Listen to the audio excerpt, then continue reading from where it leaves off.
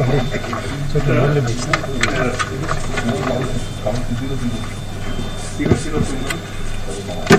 Oh, okay. Yes. And this 6 minutes. And this fellow up on 6 minutes. I hope you will.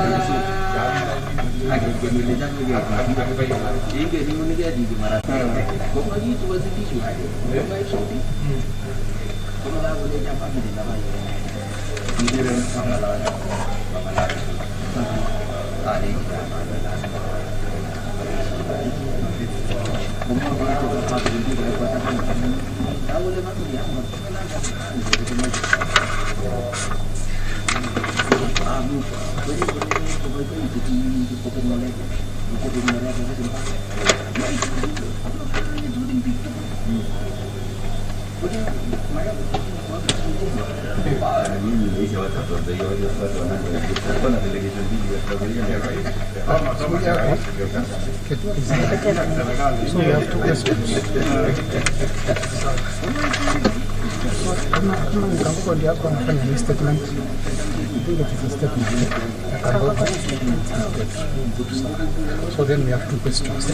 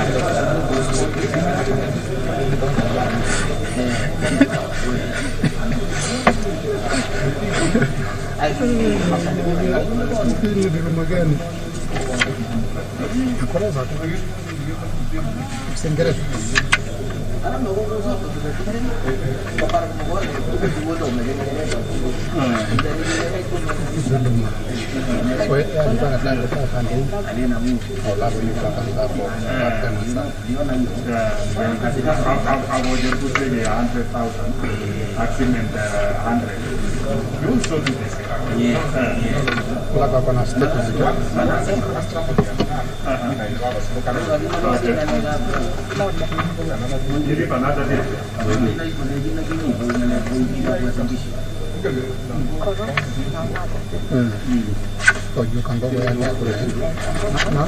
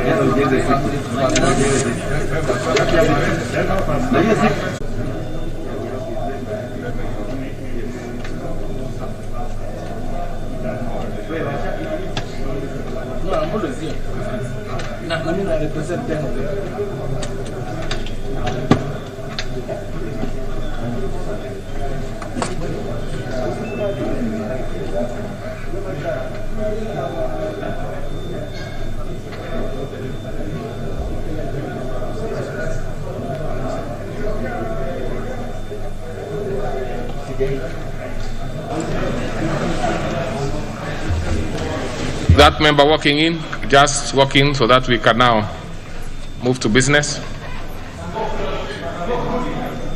Other members. Now we can start business.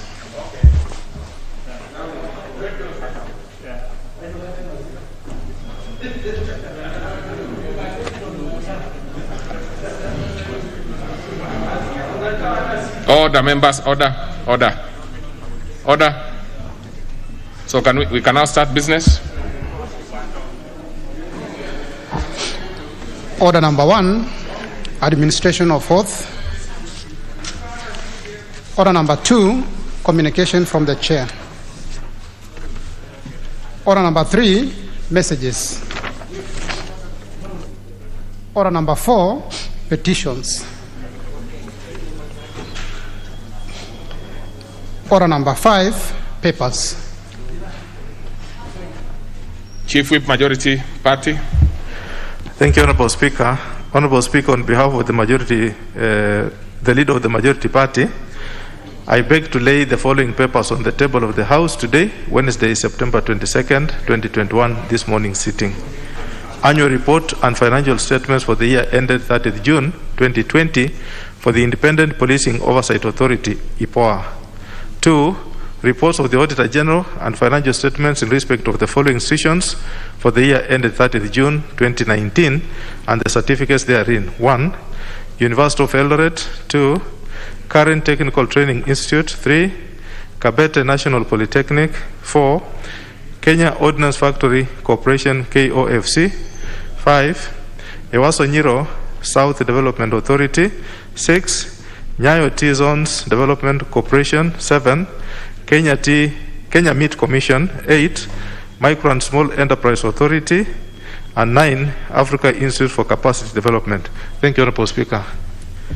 Very well. So we go to the next order. Order number 6, notices of motion. Order number 7, questions and statements. This particular order, we will start with questions. And this morning we only have ordinary questions. So let's start with a member for Nandi Hills, the Honorable Alfred Keter. Thank you, Mr. Speaker. I raised was the following question to the Cabinet Secretary for the National Treasury and Planning. That number 1, what is the current amount of the country's total debt, both domestic and external?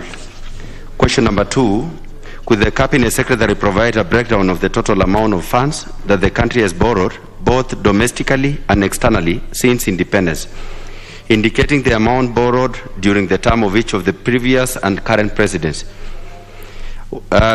Question number 3, what plans has the government put in place towards ensuring that its debt levels, particularly the external debts, are maintained at manageable levels? Thank you, Mr. Speaker. Very well. That one will be replied to before the Departmental Committee on Finance and National Planning. The question by the member for Jomvu is deferred upon his request, which I accept. So we go to the member for Loima, the Honorable Jeremiah Kamais Lamurkai. And honorable members, you should be asking, this question is extremely long. Proceed. Thank you, Speaker. Speaker, this is the second time I'm introducing this question.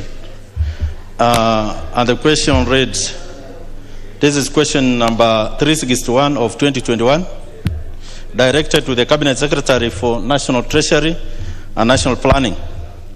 Question 1, could the Cabinet Secretary explain the method used by the Kenya National Bureau of Statistics, KNBS, during the 2019 National Population and Housing Census exercise in Turkana County, specifically Loima constituency, which recorded a 12% drop in the population from the figure recorded during the 2009 census, despite the area having recorded a fertility rate of 6.9% and a growth rate of 3.35% on average, which is higher than the national average of 5.9 and 2.9% respectively. Question 2. Could the Cabinet Secretary also explain why the pre-census projections of the population of Loima constituency indicated a population of 151,935 in 2016, 157,340 in 2017, and 162,807 in 2018, with the population catchment projections estimating 32,334 households, with an average household size of 5.9 translating into a population projection of 190,770.6 only for the 2019 population and housing census to record a 12% reduction. Question 3. Could the Cabinet Secretary provide the formula used in data collection and the methods applied in the reporting, storage, analysis, and data smoothing for the enumeration results of Loima constituency, and also avail the raw data as captured by the enumerators, and further explain why the cross-border population of approximately 9,000 persons was not factored? Last question, Honorable Speaker. Could the Cabinet Secretary indicate when the post-census analysis for Loima constituency would be conducted so as to ascertain the actual population of the area, considering it is a key component for planning and resource allocation? Thank you, Honorable Speaker. Very well. That will be replied to before the Departmental Committee on Finance and National Planning. So we go to the next segment in that particular order. But order, members, order. There are two members who are speaking very close to each other. And it can only be done by people who have just come from the same house. So let's proceed. Now, so we go to statements. And the statement by the Honorable Kangogo Bawen is deferred. I have received a request which I accept. The next one is by the Honorable Olago Oluoch. Are you ready with that one, the Honorable Olago? I am, Mr. Speaker. Proceed. Mr. Speaker, I request for a statement regarding the failure by the Ministry of Interior and Coordination of National Government to set aside land for the proposed Kotetni Secondary School from Kodiaga GK prison land. Honorable Speaker, pursuant to Standing Order number 44, sub 2, sub C, I wish to request for a statement from the Chairperson, Departmental Committee on Administration and National Security, regarding the intention of the Ministry of Interior and Coordination of National Government, through the Department of Correctional Services, to identify and set aside specific acreage of land for the creation of the proposed Kotetni Secondary School. Honorable Speaker, sometime in 2011, the then Vice President and Minister for Home Affairs, Honorable Kalonzo Musyoka, after consulting with his then Permanent Secretary and myself, confirmed in writing that land would be set aside at Kodiaga GK prison for creation of a much-needed secondary school for boys and girls. Thereafter, Mr. Speaker, despite several efforts by the community living around Kodiaga GK prison, the Ministry has not been able to indicate the acreage and the specific siting of the land set aside for the school. Since then, the number of pupils that need access to public secondary schooling has increased enormously. The policy of the government on 100% transition has put even more pressure on the few secondary schools in the area. Now is the time for the ministry to identify an appropriate acreage of Kodiaga GK prison land that lies adjacent to Kotetni Primary School so that the community may realize the dream of starting a secondary school. Honorable Speaker, it is against this background that I seek a statement from the Chairperson of the Departmental Committee on Administration and National Security to address the following issues. Number one, could the chairperson confirm that a decision had indeed been made around 2011 to excise part of Kodegajike prison land for the creation of a secondary school for the community? Number two, is the chairperson aware that the creation of such a school would ease the pressure on secondary school admissions in the surrounding area and would also offer places for pupils in Kodegajike prison, primary and Kotetni primary schools and other primary schools in the vicinity? And lastly, Mr. Speaker, is the chairperson aware that the proposed secondary school would offer places not just for children of the staff of Kodegajike prison, but also to members of the surrounding community, and would then translate to corporate social responsibility by the Department of Correctional Services, and would therefore improve the relation between the department and the local community? Thank you, Mr. Speaker.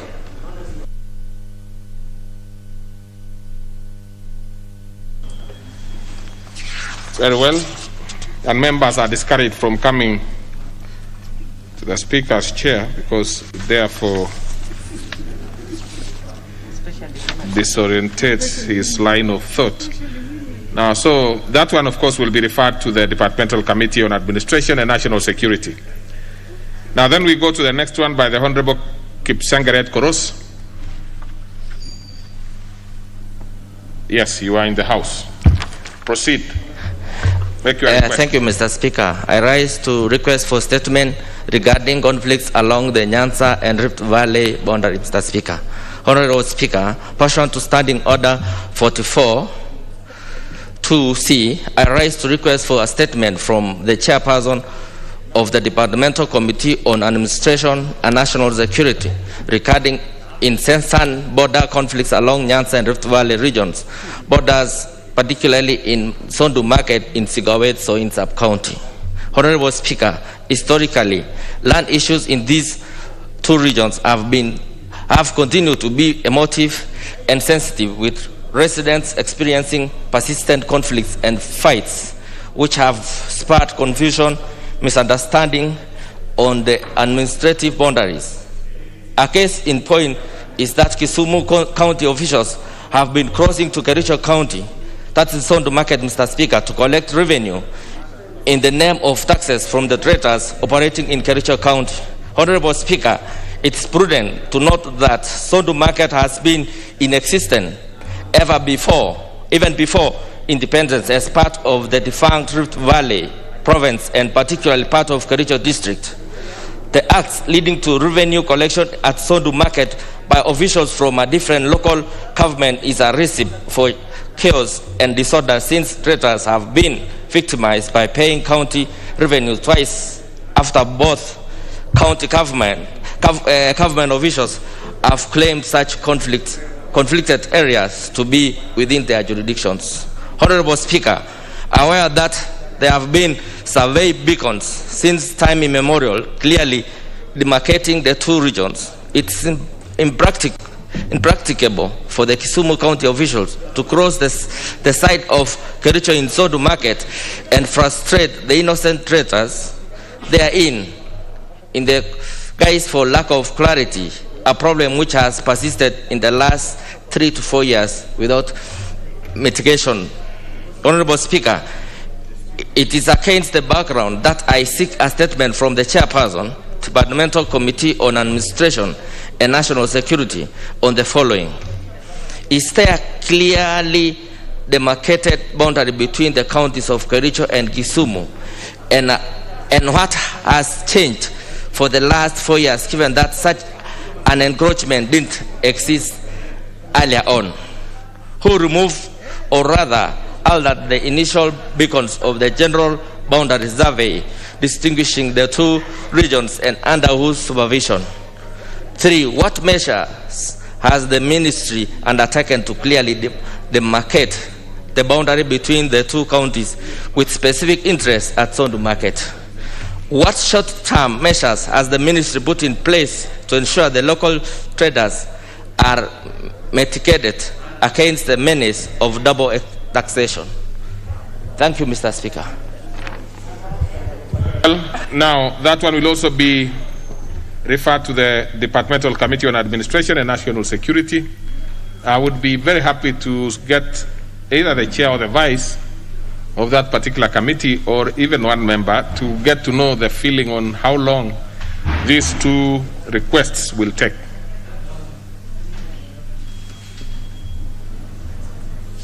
Well, through the majority whip, I think we should be having this within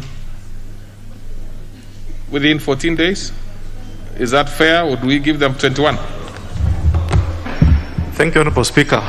Honorable Speaker, given that I'll act as a conveyor belt, I request that maybe you allow them 14 days. That should be sufficient for a response to come to the House, Honorable Speaker. Okay. Thank you. Let's see how we can expedite that. All right, so we go to the next order.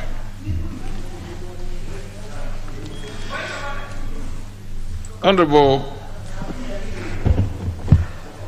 Sorry, Mr. Speaker. Honorable Accord. Thank you. What is it you shouted, and you know you can just press your gadget and I can see from here. Sorry, Mr. Speaker. And thank you for allowing me or giving me this opportunity. And sorry also, Mr. Speaker, for raising this, but sometimes some of these things we have are unforeseen. Yesterday in the evening, we had a tragedy in my constituency. A number of people were traveling from Homa Bay town by boat, and the weather was bad, and the boat capsized. 2 people have already been confirmed dead, and 9 are missing. And Mr. Speaker, because they are missing overnight, it is presumed they are most likely dead. So, Mr. Speaker, my constituency has lost, or may likely to have lost, 11 people. Mr. Speaker, let me take this opportunity, first of all, to send my condolences to the people of Nduru and Lambwe and Suba North in general. But Mr. Speaker, in a very special way, the reason why I'm raising this point of order, because tragedy does not respect orders. I will be raising a more substantive issue later. But I was just requesting the government to assist. I know that there are people who are already helping with the rescue, but just to also help us, because as people of the lake, the people who die are buried immediately.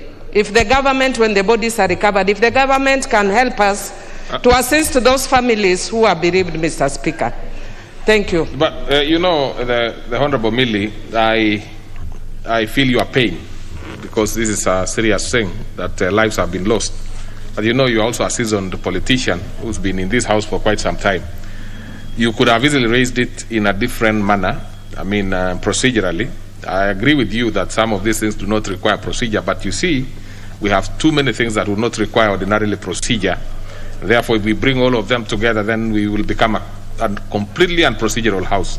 So, but you have had your day. But in future, I would be happy if you have an issue, even of a different nature, you raise it using the right standing orders, because you actually rose as if it was something which was out of order. Yes, indeed, that is out of order, but you know the specific things that would raise points of orders within the presence. Thank you. So then we can go to the next order. Order number 8, the National Government Constituencies Development Fund Amendment Bill, National Assembly Bill number 34 of 2021, first reading. A bill for an act of Parliament to amend the National Government Constituencies Development Fund Act 2015 and for connected purposes. Order number 9, the Kenya Deposit Insurance Amendment Bill, National Assembly Bill number 43 of 2020, second reading. Now, on this particular one, we had a balance of 27 minutes, and there was a member on the floor. Which member was this? Yes, Fabian, Honorable Fabian Muli. Are you in the house? Because you had a balance of 6 minutes. In absence of the Honorable Fabian Muli, he forfeits, of course, his minutes. Therefore, we'll go to other members who wish to contribute, and we have only 27 minutes. So members would be... So we will, I don't know, let's start with, I can see from the list, Honorable Pukosa, had you contributed because you are top on the list? Honorable Sankok had also contributed. We have Honorable Paul Mwirigi. You had contributed on this, or you want the next one? The Honorable Dawood? Well, interesting. We probably are having... Let me see, any member who wants to speak, please press the intervention slot so that I don't have to call all your names and put you down in the rank here. Put the intervention slot. I will notice from that bit. The Honorable Ogutu, is it on this one? I don't think so. Let me see the one who's just pressed now. Honorable Murugara. Then it seems that we probably, the only option that we have is to ask the mover to respond and to reply. Honorable Dawood to reply. Well, Honorable Dawood, I've seen just one member who wants to contribute, and that would be the last one, really. And then we have you replying, because then other members would come and want to contribute on something that has already... So proceed, the Honorable Member for Gilgil. The Honorable Wanjira. Thank you, Mr. Speaker. I rise to support this bill by Honorable Dawood. And I think what Honorable Dawood is trying to do is just to tidy up what has been in practice. And Mr. Speaker, as you know, the current payout right now is pegged about 500,000 for any bank that sinks or any institution that goes down.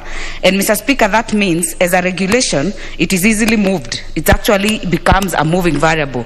So I think what he's trying to do is to correct that anomaly and to ensure that we don't have conniving institutions that go behind the regulations to make adjustments without following the due process. So, Mr. Speaker, by putting it to 1 million and putting it in an act of parliament, it gets more weight in terms of the KICD will be actually obliged to peg it at 1 million.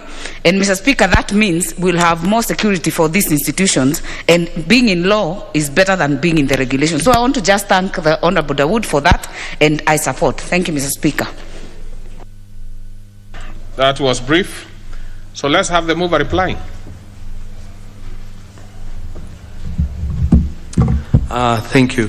Thank you, Mr. Speaker. I wish to reply. Mr. Speaker, when I brought this bill, the majority leader did complain that we did not need this bill.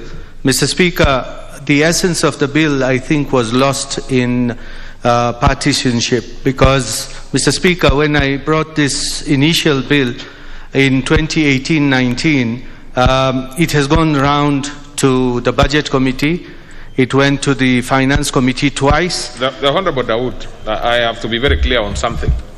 You said this bill was lost. We have not lost any bill yet. You are actually moving the last bit. So I want you to reply. Mr. Speaker, it was not lost on the floor of the House. It was lost in the committees because it took more than 3 years to... Well, my colleague says it was misplaced, but in the process, it finally made it here.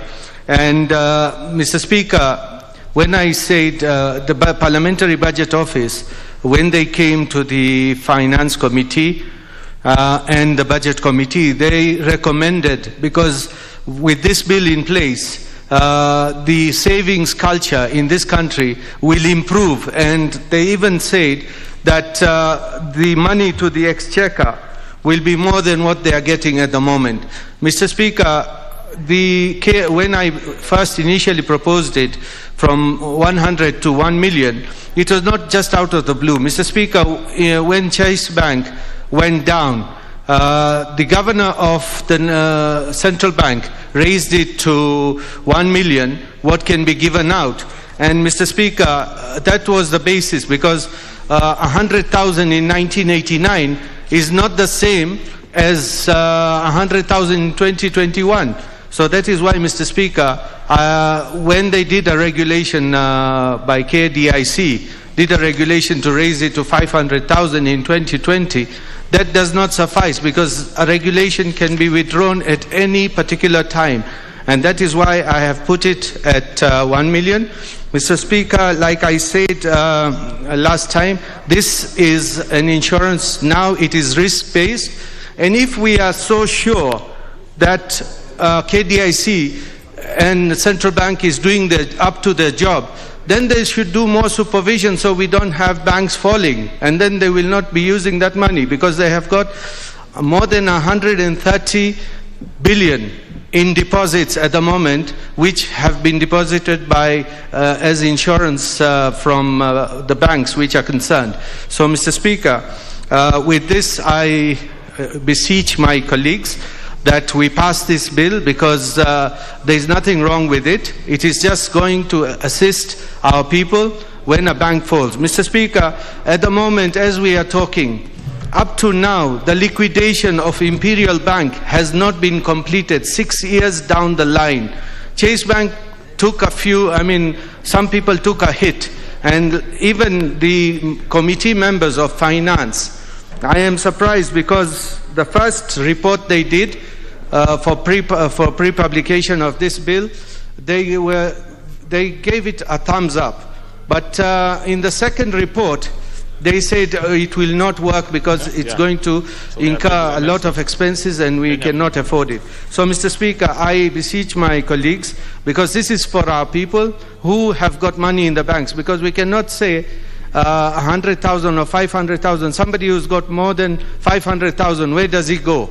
Or where does he or she go? So, Mr. Speaker, with those few remarks, I would want to Mheshimiwa Mili wanted to say one or two words, if she can be allowed. Thank you, Mr. Speaker.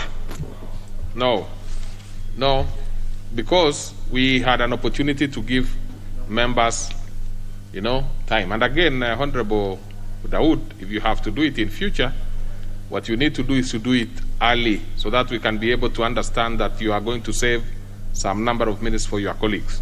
So this one, I don't think we are going to open it. And neither are we going to put the question for now, for obvious reasons. So therefore, I'm deferring it to the next opportunity. So we go to the next order. Order number 10, the Kenya Food and Drugs Authority Bill, National Assembly Bill number 31 of 2019, second reading. Okay, the Honorable Pukose, proceed and move your...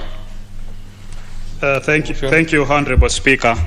Honorable Speaker, I move that the Kenya Food and Drugs Authority Bill, National Assembly Bill number 31 of 2019, be read a second time. Honorable Speaker, this bill seeks to establish the Kenya Food and Drugs Authority to provide for the regulation and management of food, drugs, and chemical substances, to provide for the regulation of medical devices and other health technologies, and to give to effect to the principles and objects of the fall of government in food safety regulation and connected purposes. Honorable Speaker, I want to give just before general comments on why we are talking about the Kenya Food and Drugs Authority. Honorable Speaker, Kenya Food and Drugs Authority is central to the universal health care in terms of strengthening the regulatory systems. It also gives credibility and authenticity of the regulated medical products, what we call maturity level 3, and opening up broader markets for products and expertise. When we talk of maturity level 3, it means that Kenyan products can be able to be sold in other areas where within the region. Normally, with maturities, it goes up to level 5. The only countries that have attained maturity level 3 in Africa is Ghana and South Africa. The rest of the countries haven't achieved.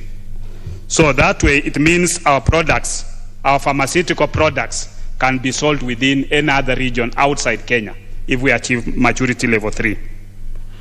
Also, under the WHA, World Health Assembly Regulation number 6720, this is in keeping with international practice and guidance from the World Health Organization. It also helps us to safeguard the health of the public by ensuring the quality, safety, efficacy, effectiveness of medicines, food and related health products. Health is a contributor to economic development. A critical and integral part of the health policy as set out in the 4th schedule of the 2010 Constitution and the Health Act 2017, Section 62.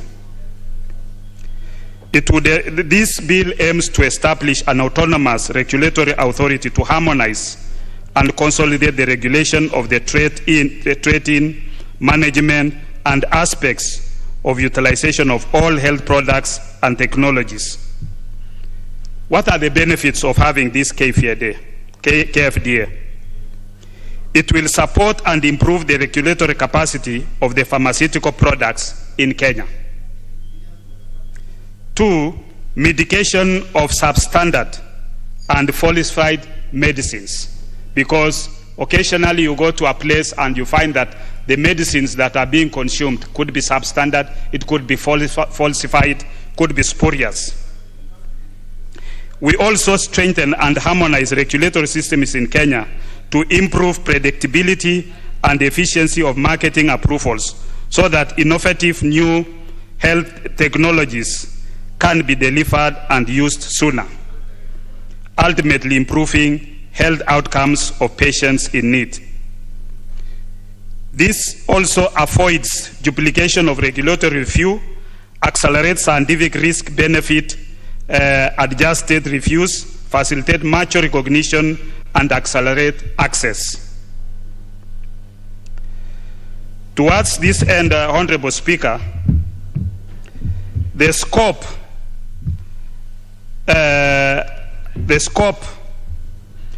of food and drug safety legislation is generally defined by the category of the products. Order, member for Samburu East and member of, which county is that? But please, I have indicated that we must keep safe social distance. Yeah, doesn't matter. Actually, I even said that it is people from the same house, actually from the same home, because you know in same house it could be different. So please, let's keep very, very safe distance. It's good. Proceed, the Honorable Dr. Pukosi. Thank you. Thank you, Honorable Speaker.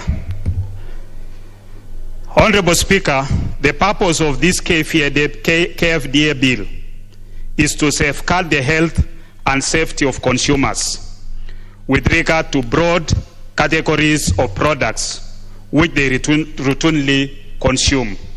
These are food and medicines. The measures outlined in the bill seek to ensure that food is safe and of adequate nutrition, and the medicines and other products used in healthcare are safe, efficacious, and of acceptable quality. The bill is expected to address chronic weaknesses in the existing regulatory and control systems.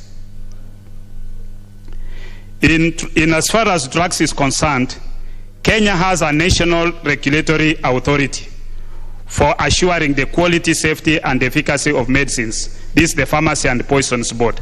However, the current enabling law, the Pharmacy and Poisons Act, which was done in 1957 to create through CAP 244, is outdated and it presents numerous challenges to the functionality of the Pharmacy and Poisons Board.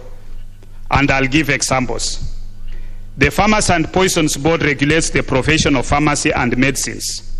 Although this model was common practice in the 1950s, the health landscape and the health sciences involved have changed dramatically, and consequently, the regulatory approaches have evolved. In today's world, regulating the competencies of health professional pharmacists is very different from regulating the quality or efficacy of a medical product, medicines. Therefore, there is need for harmonization, especially within which was adopted within the EAC partner states, agreeing that each country adopts an FDA institutional model of regulation. The regulation of medical devices including diagnostic devices, has been perhaps the most fragmented. Until the late 90s, there was no clear global framework for regulating medical devices, although they were deemed to be medical products. Initial attempts by the Pharmacy and Poisons Board to implement a regulatory framework for medical devices were met with the resistance and conflict from other professions, particularly nurses, laboratory technicians, and technologists. The regulatory bodies of these professions had made attempts to fill the historical gap through expanding their mandates to include the regulation of various categories of medical devices. The ensuing conflict resulted in several instances of litigation aimed at retaining control over the market and for medical devices. Honorable Speaker, with specific product categories, in as far as how does the KFDA contribute to the Big Four?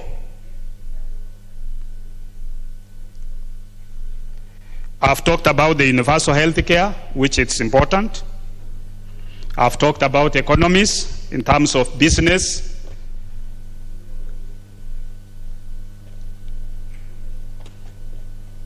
And medicines and medical devices and biological products.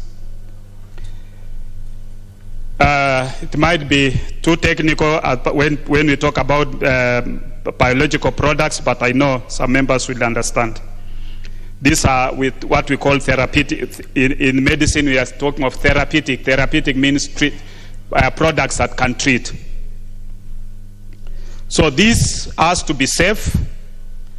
They have to perform the intended function and are produced using appropriate standards. And the benefits to human health associated with their use is favorably balanced against the risk of harm from the use of such products.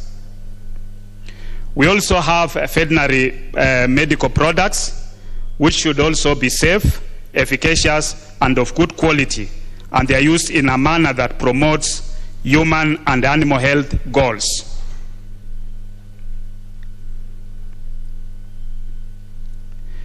This bill, Honorable Speaker, will affect the governance and institutions arrangements in that it is intended to strengthen the Pharmacy and the Poisons Board to become a regulatory authority.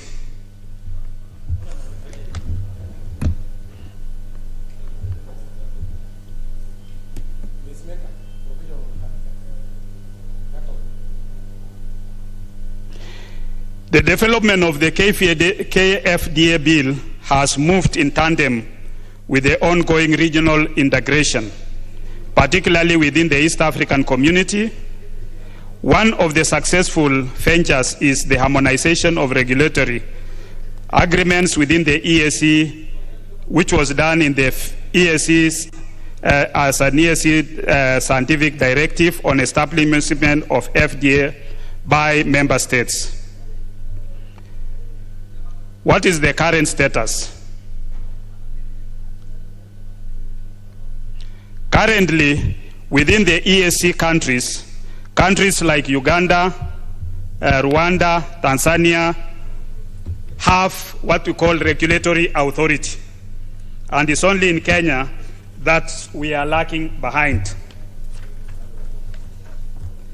Therefore, it is important for us to be able to adopt this so that we can move as a country.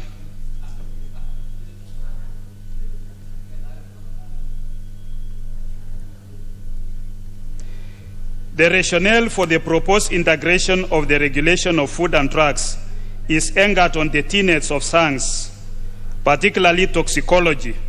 That is, all chemicals and biological substances are potentially poisonous to humans, whether in their natural state and under normal conditions of use or when prepared, used or applied inappropriately.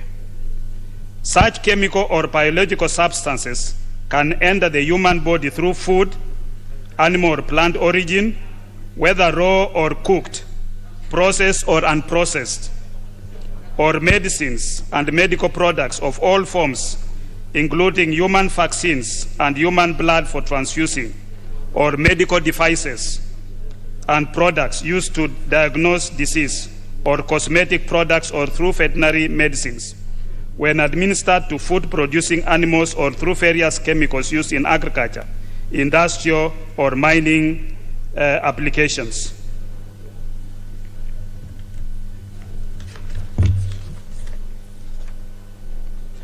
Under Article 43 and 46 of the Constitution, every person is guaranteed the right to the highest attainable standard of health and the right to be free from hunger and to have adequate food of acceptable quality and the protection of their health, safety, and economic interest, respectively.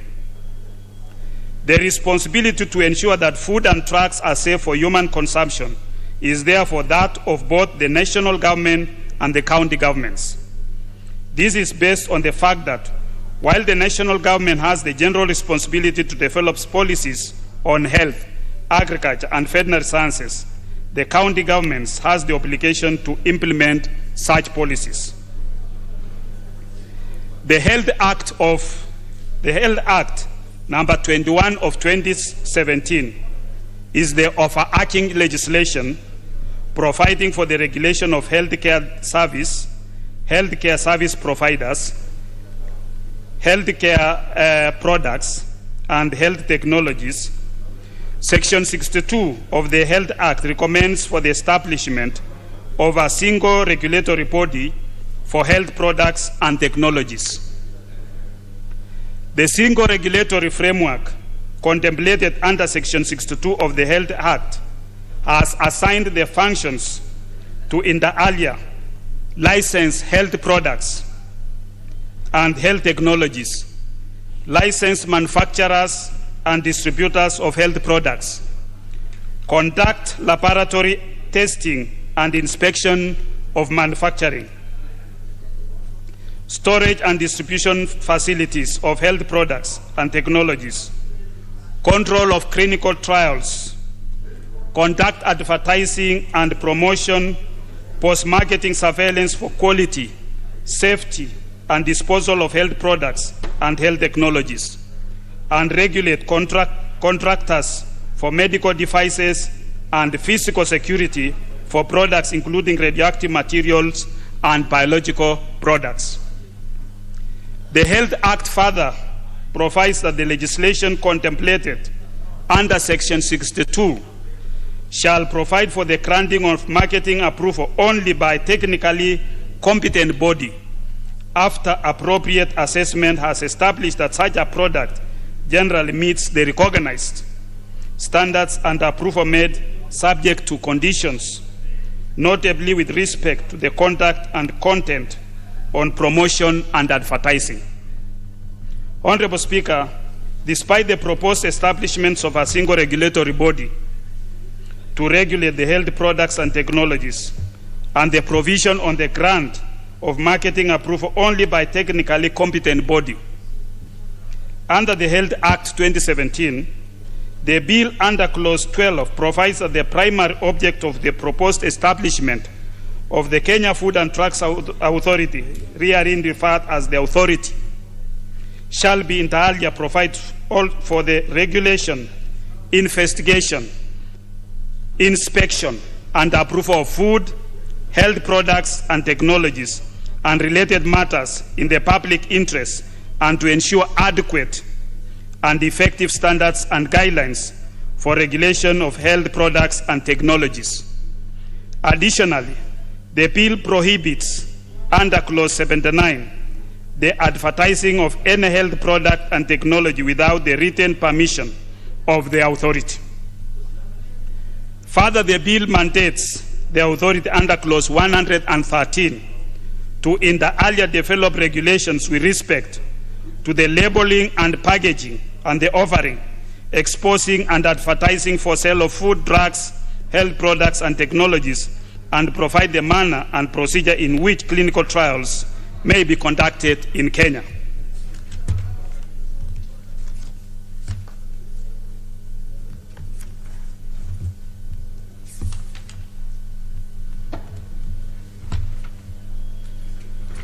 Honorable Speaker, I know there have been in other quarters expressions of fear in as far as regulation of food products are concerned.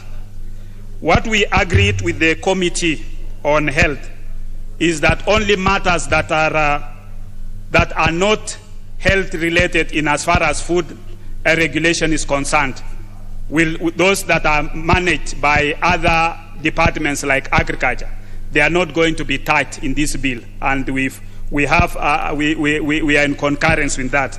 So as I move this bill, I want to ask those who are outside there listening to this bill not to fear, because we will not interfere with the other areas.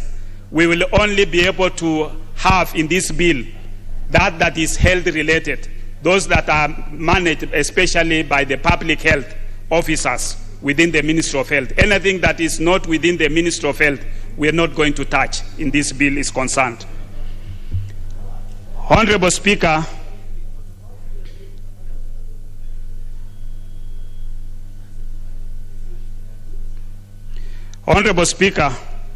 this bill will also have various departments within it.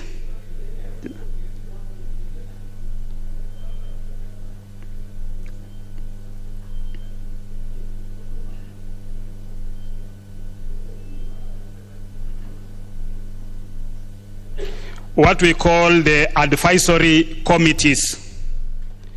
And under these advisory committees, we will have medicines, medical devices, biologicals, therapeutic products committee and scientific advisory committees, such as advisory committee on prescription medicines.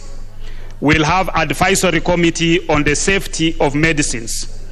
We'll have advisory committee on medical devices. We'll have advisory committee on complementary medicines. We'll have advisory committee on biologicals, advisory committee on safety of vaccines. As you are aware, with the COVID issue now, vaccines is a major issue. But among the other vaccines, we have other vaccines. So you'll have an advisory committee on vaccines. And for the scheduling of substances, you'll have advisory committee on medicine scheduling and advisory committee on chemical scheduling. For the regulation of clinical trials, a national health ethics committee. Right now, if you want to approve for any trials, you either seek for the approval from the Kenyatta National Ethics Committee, but we need to have a national advisory committee on ethics. What we'll be calling a national health ethics committee that approves any clinical trials within our country. On combating antimicrobial resistance, a national antimicrobial stewardship advisory committee, because more often you find that people go over the counter and you ask, you are even buying antibiotics over the counter without prescriptions. If you went to other countries like United States or in European countries, you can never, even South Africa, you can never buy antibiotics over the counter. Because that leads into what we call antimicrobial resistance. For the prevention and control of poisoning, a national poisons information service and provisions for the designation of poison centers. You find people have taken in some poisons in whatever corner it is. We need to be, how do you access information on what you need to do in as far as poisons are concerned? These are emergencies. People have taken rat. You are in the corner of Kapuchai. I have seen the Honorable Kalasinga. You can be able to call the National Poison Center and be able to be advised, even the doctor who is there, on what to do. For appeals from decisions made under the KFDA Act, we'll have the Kenya Food and Drugs Tribunal. I know these are tribunals that will have a lot of activities, because where do you appeal in case of any issues like that? So, Honorable Speaker, with those few remarks, I know this is a very interesting bill. It's a bill that I really want to compliment the Committee on Health for they have put a lot of energy in this. They have put a lot. I know the chair, wherever she is, she's listening, but Ward Chief is here representing her and the committee. I saw Honorable Eseli Simiu. I saw Honorable Dr. Nyikala around. They've put a lot of energies on this bill, and I know this is a bill that even the Ministry of Health, the Pharmacy and Poisons Board, they put a lot on this bill, and all the stakeholders, Path International also, our partners have put a lot in this. I want to appreciate Path for their role in terms of putting a lot of efforts in this. John Paul, wherever you are, and your team, thank you very much for supporting this bill. Honorable Speaker, this is a bill that will revolutionize drugs and medicines within this country. The Honorable Pukose, these thanks and other compliments, I think we can do it once you've heard what the other members have, so that you don't thank this one. Yes. Then it turns out that the ones who support you more are even the newer and who have spoken later. Yes, I'll thank them when they contribute. Yes, Honorable Speaker, thank you for that guidance. Honorable Speaker, I want to ask the House that let's support this bill. This is a bill that is good for our country. It's a bill for future generations, and we should also be able to benefit as a generation from this bill. With those few remarks, Honorable Speaker, I want to move the bill and ask Ward Chief to second. Now, that is a name not known to records, so I'm trying and struggling to know who is this Ward Chief. But if you mean the Honorable Martin Owino, the member for Ntewa, that other name is not on record. I'm told it is somewhere as he passes a few constituencies closer to his. That's when that name kicks, into the mind of members of his constituency. Yes. Honorable Martin Owino, also known as Ward Chief. Now that's better. Yes. Thank you. Okay. Thank you. Honorable Chief Owino then. Thank you, Mr. Speaker. Me, son of a chief. My dad was a chief. I'm so happy to second this bill, Mr. Speaker. And on behalf of the various members of Health Committee, I also want to thank Honorable Pukosi for his indulgence. The Speaker, we have tossed him back and forth in order to have some agreement on this bill, because it was touching several acts, and through the public participation, we had to harmonize some of these acts. I also want to say up front that we did have the two ministries, the Ministry of Agriculture and the Ministry of Health, to sit together also to deliberate on this bill. So, Mr. Speaker, I rise to second Kenya Food and Drugs Authority Bill number 31, 2021, because this is going to protect consumers. I think that is the key word we can use here. Mr. Speaker, I had a chance to go to China, and our mission was, why are they exporting substandard things to Kenya? And we saw a raft of different categories of commodities, and you choose for yourself. Then I say, why did we get all this coming through our borders? It comes to the same thing we are talking now, the regulatory authority. It is upon us to admit what is coming to the country and what should not come. I think this is what this bill is going to address. That said, Mr. Speaker, I must also emphasize that we did, as a committee, have amendment which he alluded to, and I'm happy he has done that the issue of drugs and the issue of food is quite different. And the definition of food is different. The nutrition is also controlled by the Nutritionist Council. The issue of livestock was clouding drugs as well. The issue of pesticides, fertilizers, and the capabilities of implementing this bill, if passed as it was going to be very difficult. So I thank Dr. Pukosi because he agreed that we can separate the drugs from the food. So in that amendment, which will come at the Committee of the Whole House, the title will be affected and the responsibility will also be different because the food will be under agriculture. This bill is addressing safety issues of the health products and technology. Health depends on the quality of the products that we allow to come into our country. And Mr. Speaker, if you are subjected to substandard items or supplies into your body, let's say for drugs, the organisms might not be sensitive to them, and the disease progression will continue for sure, and you will have more complications. So it is important that this bill, if passed, will strengthen the regulatory authority to do that. The other issue is the quality of the substance. Safety is one thing, but the quality is also another thing. Something can be safe, but it's not of good quality. So it is addressing that. All those two, if addressed properly, will also give birth to efficiency. And in health, efficiency is very vital.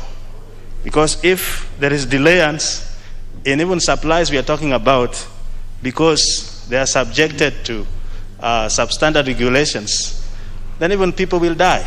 Or if they come late when the disease has progressed, and that we will be dealing with another level of care. The Speaker, the issue of UHC has been mentioned by the originator, and that is also anchored on the value of health. If flow products are administered into the body and you don't get well, even getting back to the hospital would be a big problem. That's why many Kenyans are now looking for alternative medicine.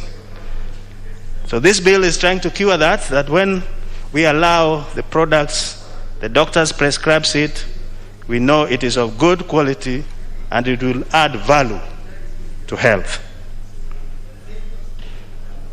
Mr. Speaker, the other thing is the control of what to buy over the counter and what not to buy used to be enforced by Pharmacy and Poison Board.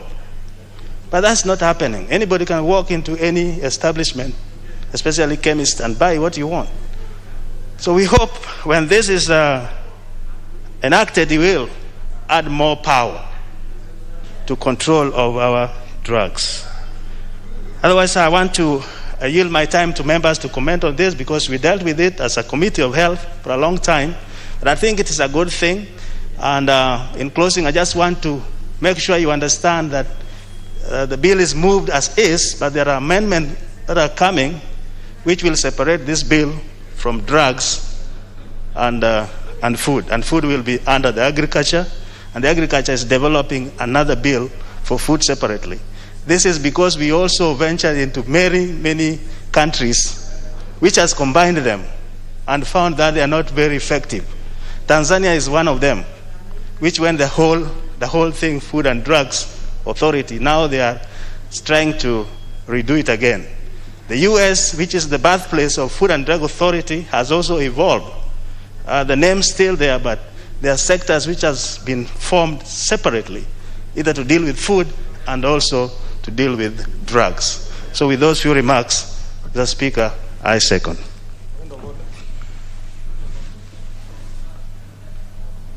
What is it, the Honorable Sotsi? What is out of order? Thank you, Mr. Speaker. Mr. Speaker, you will agree with us that this How can I agree before I even get to know what you want to say? But what is out of order? Okay, my point of order is that the mover of this bill, my good friend Dr. Pokose, clearly indicated that the doctors in this house are in agreement. Dr. Mishra, Dr. Nikal, Dr. Simeyu. But the doctors are not here, and this bill is quite technical. How I would wish that they were here so that they help us understand some of the technical issues in this bill, considering that there is no report to this bill, Mr. Speaker. You know you are out of order, the Honorable Sotsi, because first, The Honorable Bukose did not say that. What I heard Honorable Bukose say is that the members of the Committee on Health are in agreement. But you see, that is neither here nor there, because still the rest of the membership, committees are the secondary institutions. The primary one is the House. So members will contribute, whether they are doctors or not. Really, there should be no major issue there. So whether the doctors will be here or not, we will turn a blind eye to that one. But the leader, the majority whip, what is it? Thank you, Honorable Speaker. Honorable Speaker, with the permission of Honorable Soti, allow me to inform you as a reminder that... that then therefore it's not a point of order, it's a point of information. Yes. Now then the Honorable Ososi must accede to that. Do you want any information? Yes, of course. Mr. Speaker, I said in the absence of a committee report, which is not there, which should have guided us, really, we need more information. And the doctors would be better placed. Now the Honorable Sosi, you see, if you are talking about the committee report, that would be a real substantial issue. The only thing is you talked about members not being here. But then there is something you did not... Do you want information from the majority whip? Okay, you accept to it by nodding, so let's hear what information you have. Thank you, Honorable Speaker, and I want to appreciate my very good friend, Honorable Soti. Looking at the bill which I have with me, the bill is written in English, Honorable Speaker. It has no medical jargon in it. Therefore, Honorable Speaker, I just want to inform Honorable Soti that please get a copy of this bill. It's in plain English, it's well understood, and you can debate without really being a medic. Thank you, Honorable Speaker.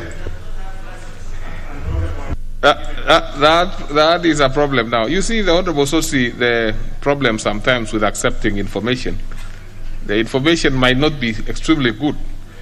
Now, I really didn't think that information was necessary for you. I mean, I'm sure you can see it's in English.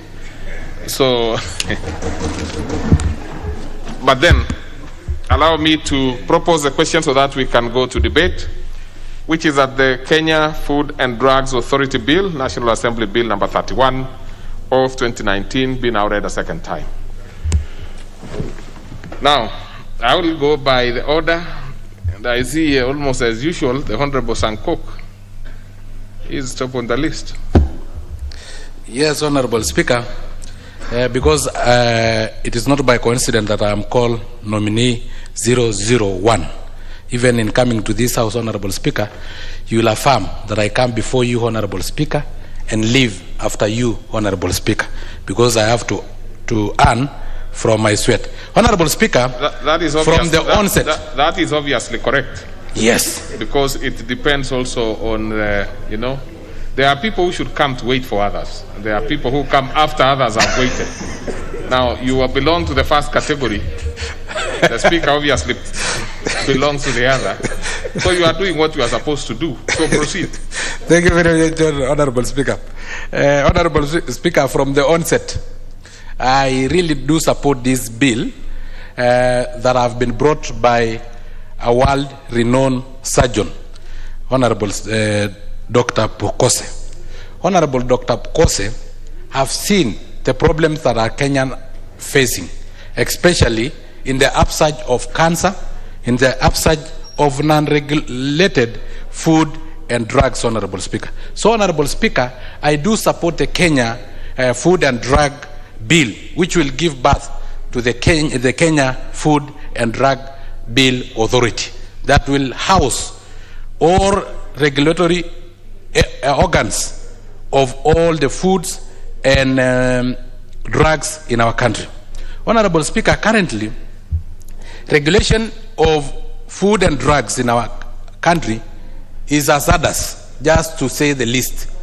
Honorable Speaker, because you remember the Matiang'i and his mercury in sugar, how they came up with mercury being in sugar, or the rationale between on somebody putting mercury, which is more expensive, on sugar so that they can sell at the price of sugar, we will not have understood, Honorable Speaker. If we had such a regulatory authority, Honorable Speaker, it will be easier for us to ascertain what is true, Honorable Speaker. Because, Madam Speaker, we have seen where products from the small and medium enterprises being destroyed in the pretext that they are counterfeit, they are not fit for consumption, Honorable Speaker.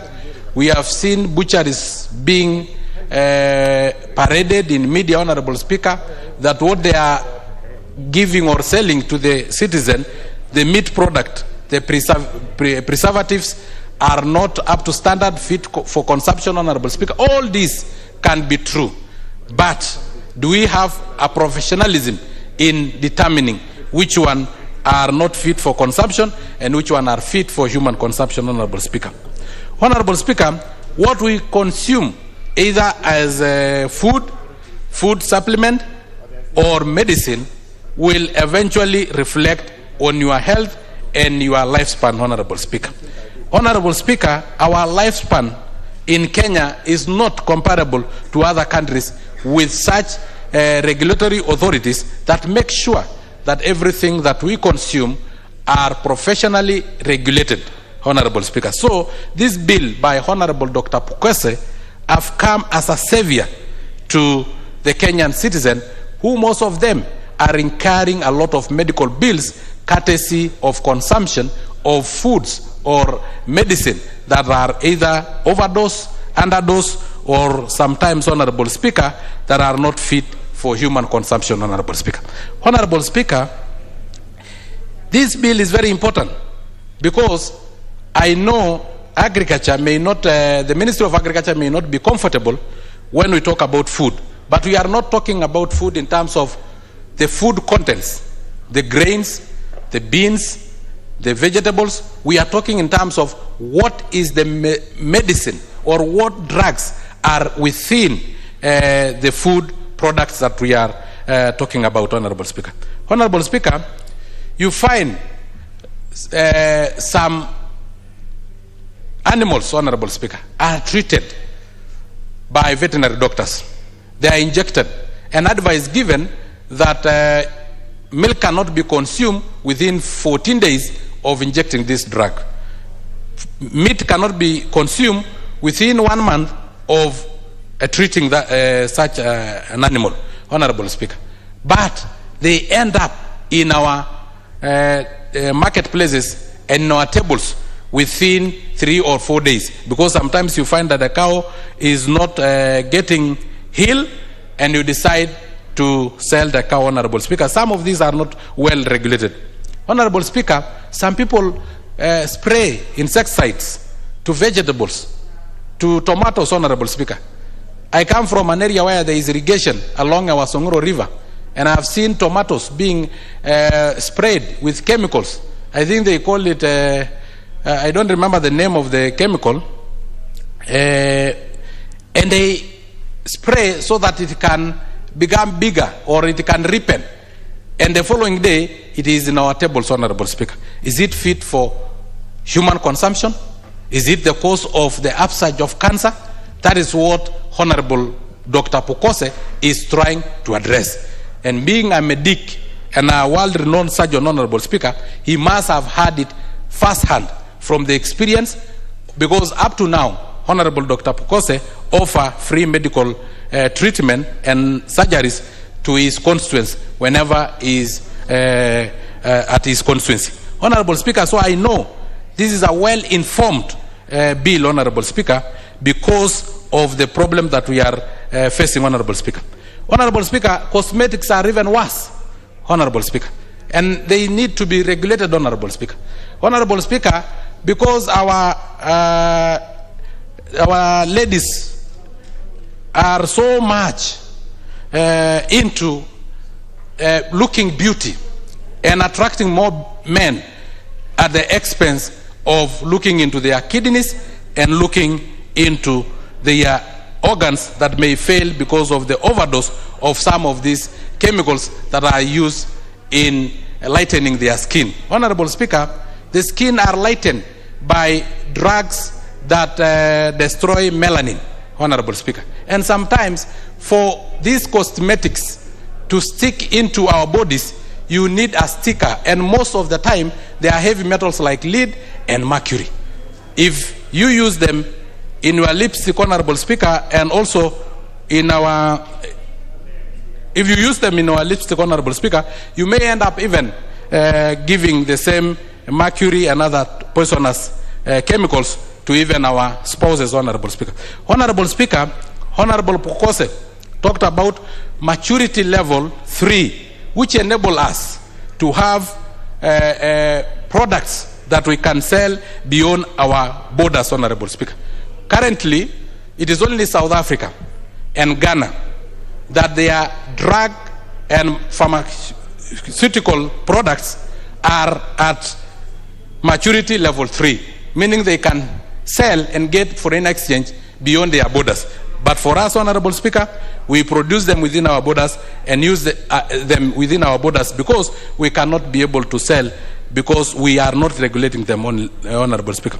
Honorable Speaker, this bill also and this authority will be able to regulate prescription-only medicine, Honorable Speaker. In Kenya, you can buy antibiotics over the counter.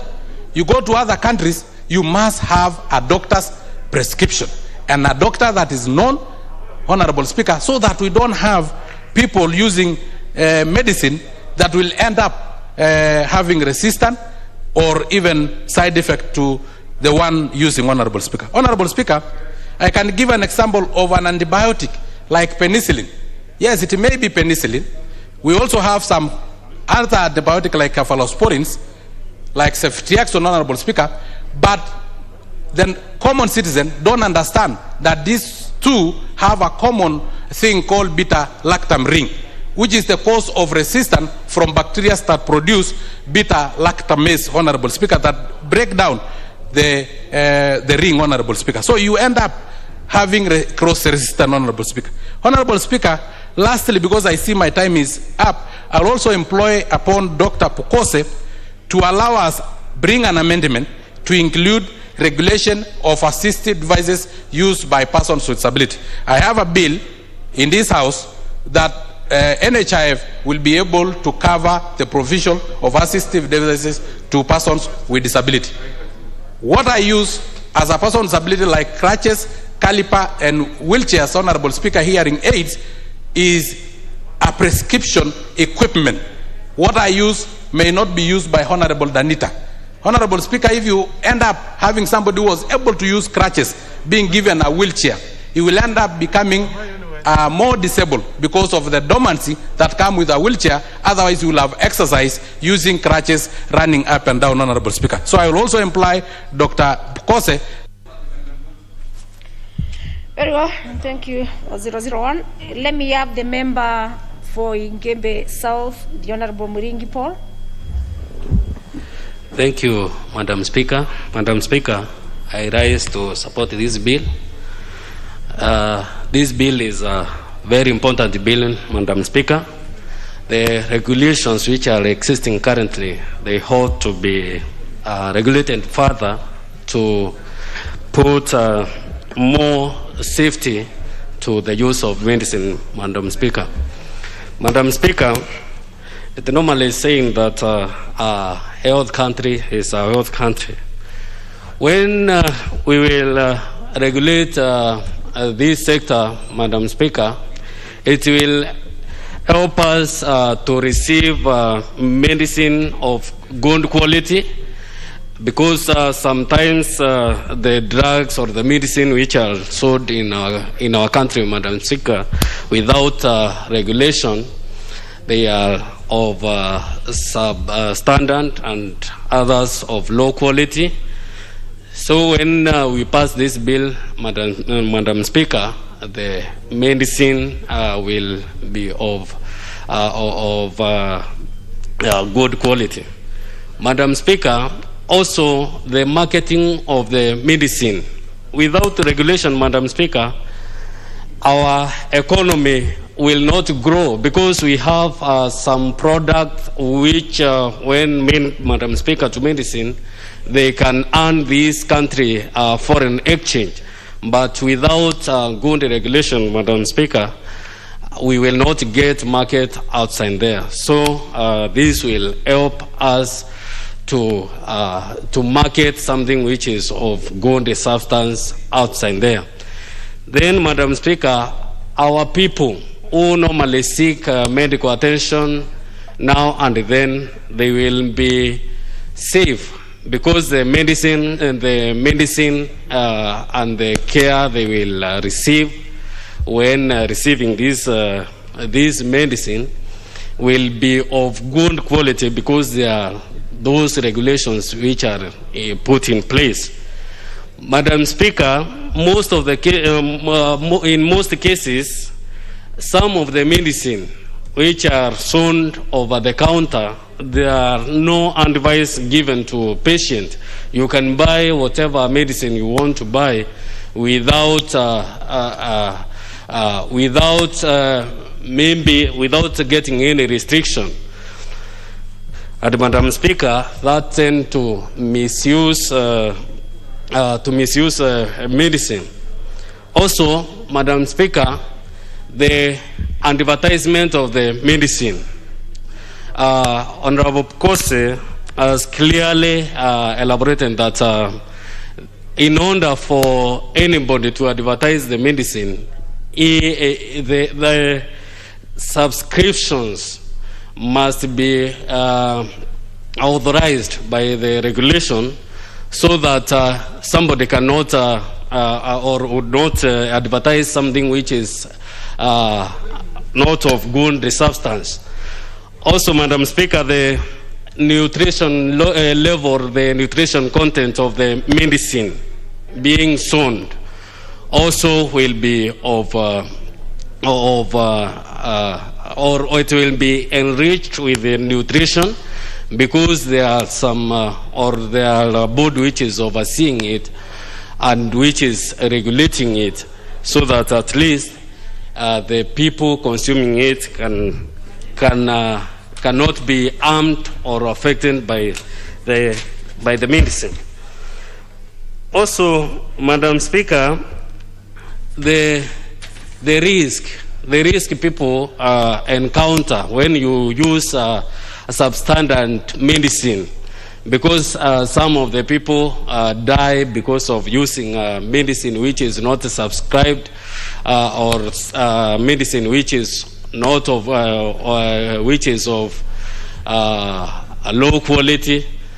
Madam Speaker, now the quality and the medicine being used or being sold, Madam Speaker, will be of good quality and our people will be in good health. Also, Madam Speaker, this will help to improve our health facilities within our country, whereby most of the people will be rushing there to get this medicine because they are of good quality. Also, Madam Speaker, when we strengthen the advisory board, none of the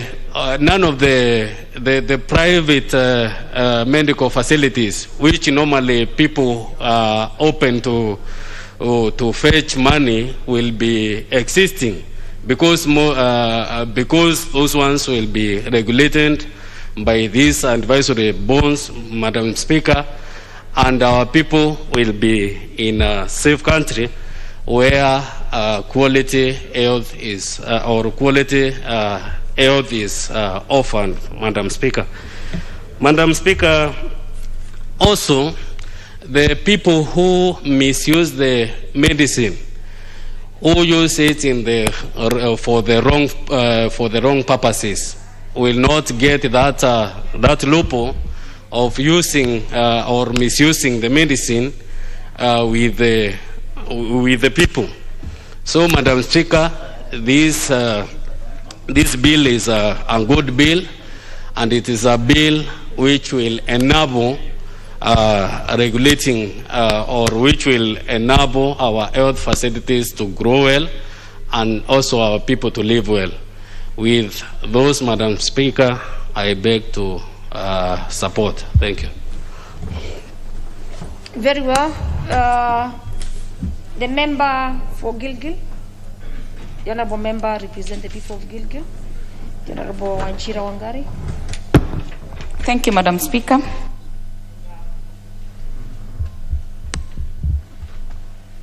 My mic. Give him the mic. Thank you, Madam Speaker. I rise to support this bill.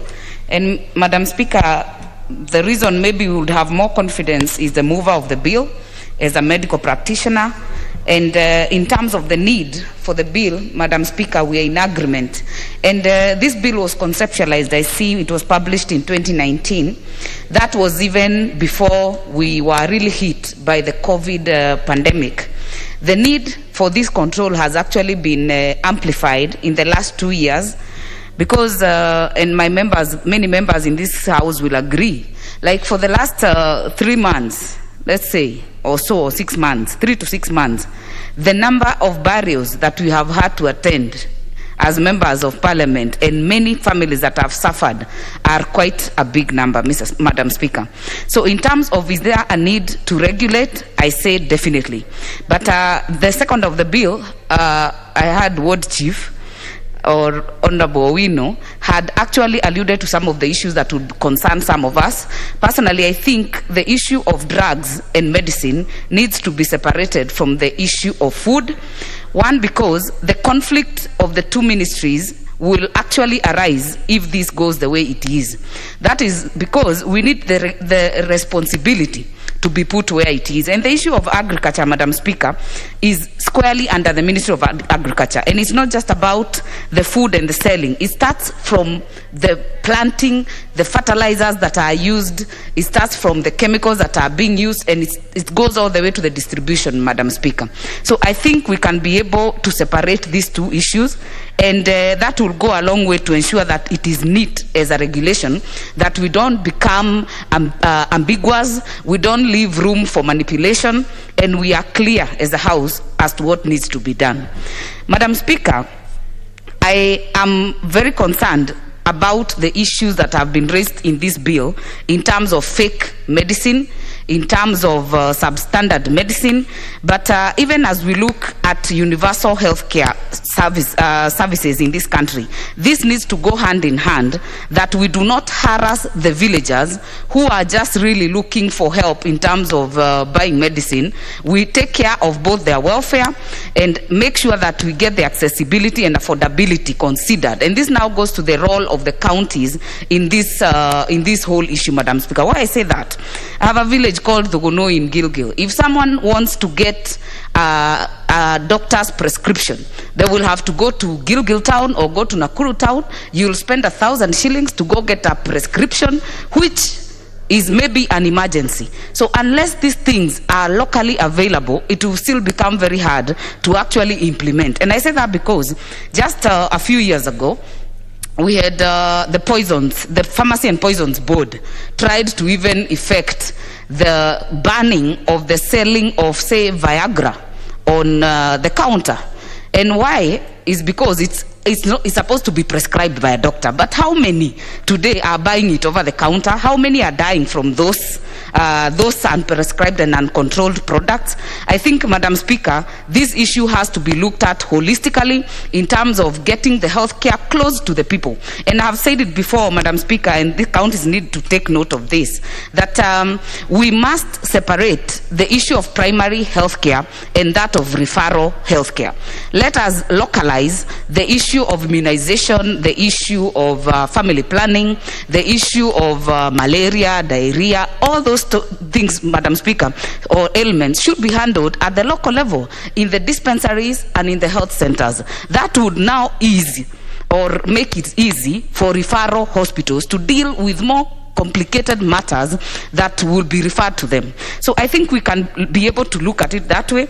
And Madam Speaker, I also want to talk about the issue of regulation. And I say that because in this country, even when we introduce the curfews and the restrictions in restaurants, we have seen people, corrupt people, maybe in the police, in the regulation institutions, taking advantage to also harass genuine people who are working and doing their business. And I say that because if you look at the role of the board or of this authority, Part N, that says that the board can appoint inspectors and order inspection of any premises.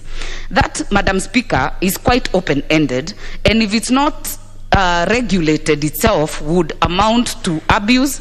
It can easily be manipulated just to harass people who are doing genuine business. So I hope that this will be able to come out clearer as in the raft of the amendments that have been touched on by the seconder of the bill. I say that because in this country, Madam Speaker, just 2 years ago, I had an issue of hawkers in a toll station in Gilgil. And they seized some items. They just took them and said they are substandard and destroyed them without a court order, without a legal way to explain to even the people who are affected. And they burnt them before you even have a recourse. And also, Madam Speaker, if you remember, just a few years ago, the president had gone to destroy some drugs that had been seized. And someone came with a court order. So I have seen the issue of roping in the judiciary in the bill. And if you look at part 24, Madam Speaker, it gives you the leeway. It says a person who has reasons to believe that a food which the person has processed, manufactured or distributed is not in compliance with this act, any law, the person shall immediately initiate procedures to withdraw the food. So there has to be clear mechanisms of lodging complaints or lodging issues about foods and withdrawal of the same. That does not give room for witch hunt, does not give room for business rivalry to thrive, that does not give room for manipulation of the same to actually witch hunt person or a competitor.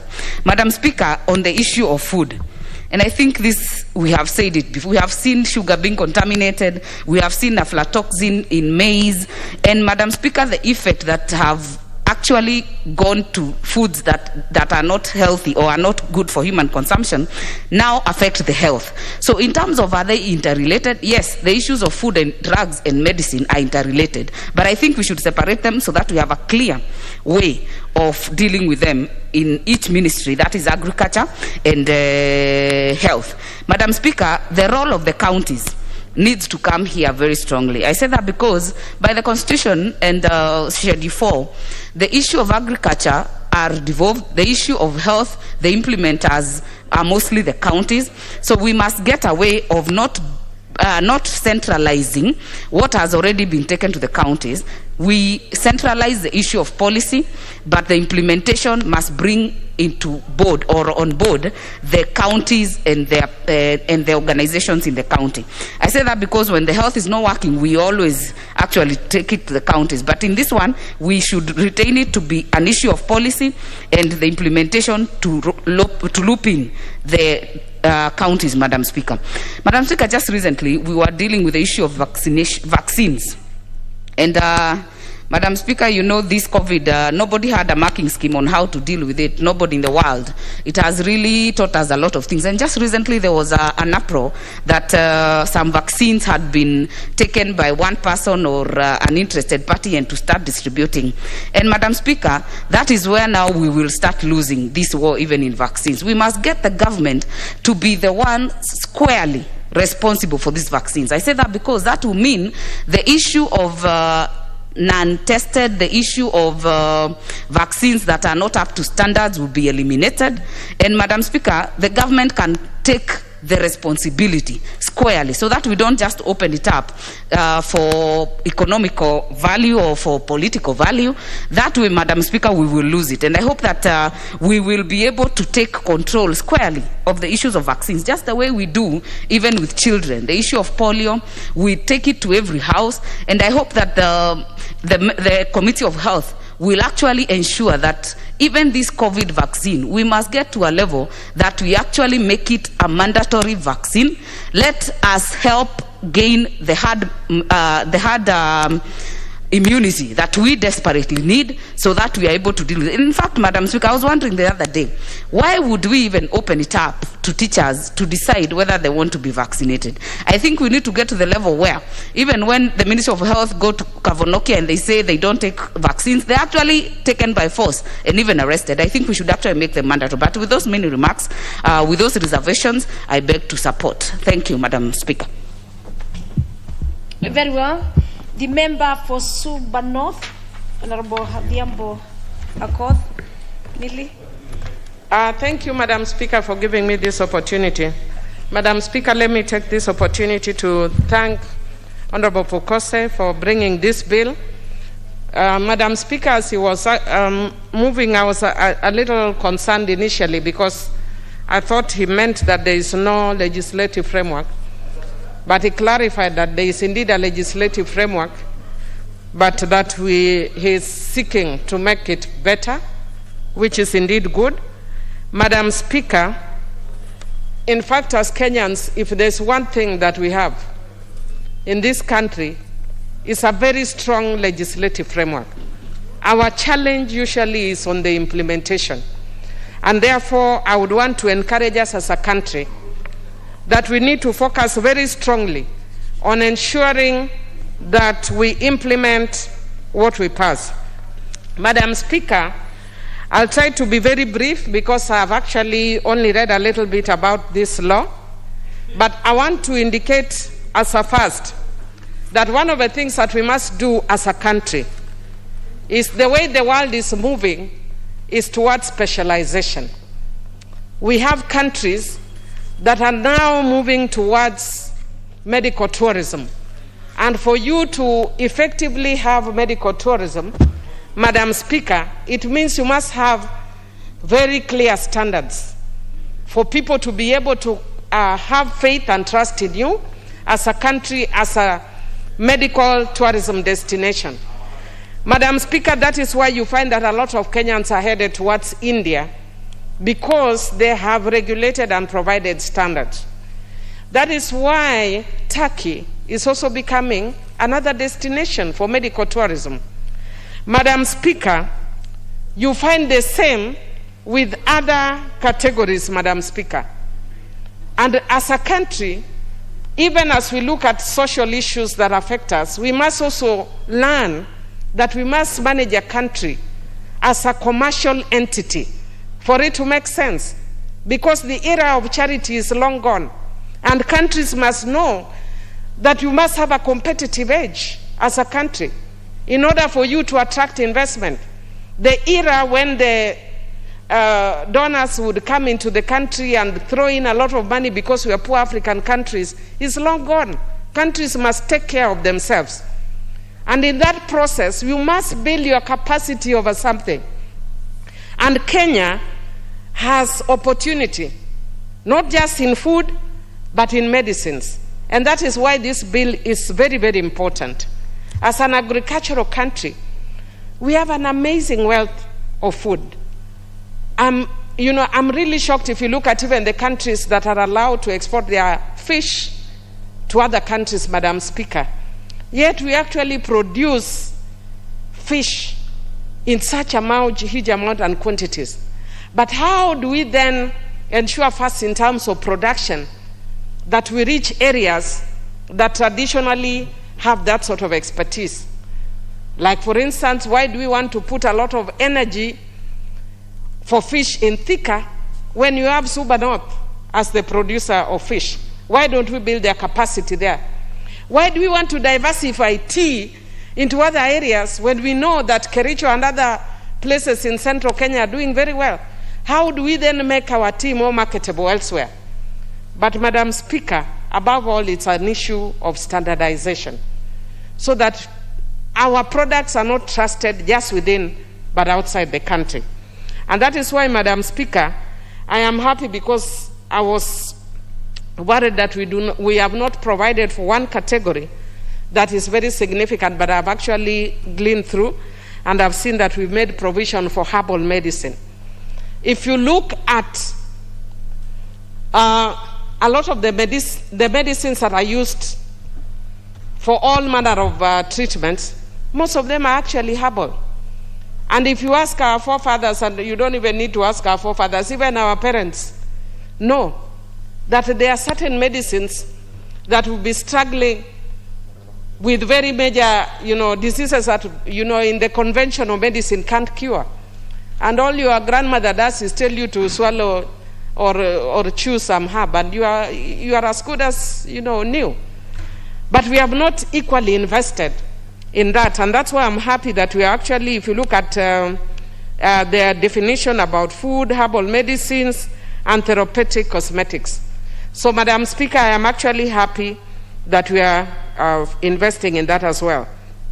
Madam Speaker, Kenya has become an end user for therapeutic cosmetics.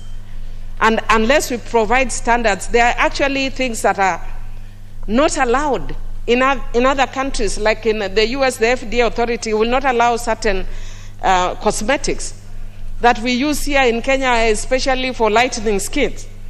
I don't know why our girls cannot just, be okay with this beautiful skin color that we have. But because it's a right, and some people would want to lighten their skins, how safe are those cosmetics? So that we don't then make people suffer with different cancers merely because we didn't provide for standards. Madam Speaker, again, as I indicated, because I was away on parliamentary duty, I have not had time to look exhaustively at this, but I'm going to look at it especially in reference to those core areas that I've spoken about. I'm very passionate about medicinal, herbal medicines or medicinal plants. I did my first master's on intellectual property rights on plant genetic resources and realized, Madam Speaker, that we are actually missing a lot in terms of the resources that we have here that we take for granted and that are amazing. Perhaps, Madam Speaker, there may be a cure in COVID on our medicinal herbs, but we do not invest in them. We take them for granted. So I'm going to look at this, and I want to thank Honorable Pukose for seeking to bring this bill and to better our standards and to make us as a country more marketable, and also as a destination country, even for medical tourism. But I'm hoping that we can use this together with other standards to elevate our country. And those standards, of course, will include security and infrastructure. Madam Speaker, if there's one thing that we can take away as members of parliament whenever we go on trips abroad, the benchmarking, really there should be something that comes out of that. It's an embarrassment that sometimes you see countries that shouldn't be where they are and shouldn't be competing at an evil kill with us are way ahead of us. Why? Because we have allowed corruption to take center stage. Countries like Rwanda come to copy Kenya and implement what we have in a blueprint. They come and implement what we have in laws. So I'm actually encouraging us that we need to go beyond what we pass and to make sure that we implement. Otherwise, I do support. Thank you. Very well, Honorable Millie. Let me have the member for Tharaka, the Honorable Murugara Gitonga. Thank you. Thank you very much, Madam Speaker. Madam Speaker, let me add my voice to this bill. And from the outset, I'm a little bit taken aback because Honorable Ososi was asking for doctors to come and interpret this bill for us, and he was told by the Chief Whip that this is in simple English and everybody can actually understand it. And when I look at this bill, it does one simple thing, which is to establish an authority that will deal with the food, drugs, and chemical substances. When I look at the legal framework, which is what Honorable Ososi should have actually asked about, this bill has nothing to do with the public health and the acts made thereunder. It has nothing to do with the poisons acts that deal with medicine and what have you. This bill is actually anchored on an act of parliament, which is chapter 254 of the laws of Kenya, known as the Food, Drugs and Chemical Substances Act. It is an act as old as we can imagine, especially when I see that its regulations were made in 1978. Therefore, this bill has nothing to do with a Food, Agriculture and the Food Act, which deals with growing of food, husbandry of food and what have you. This bill has everything to do with control of quality of food, drugs and chemical substances. Therefore, as we debate, we need to make it very clear that we cannot introduce amendments to deal with how we grow food, how food is distributed and what have you. It has to deal with how you package food, how you actually store it so that you offer it for consumption. The same applies to drugs.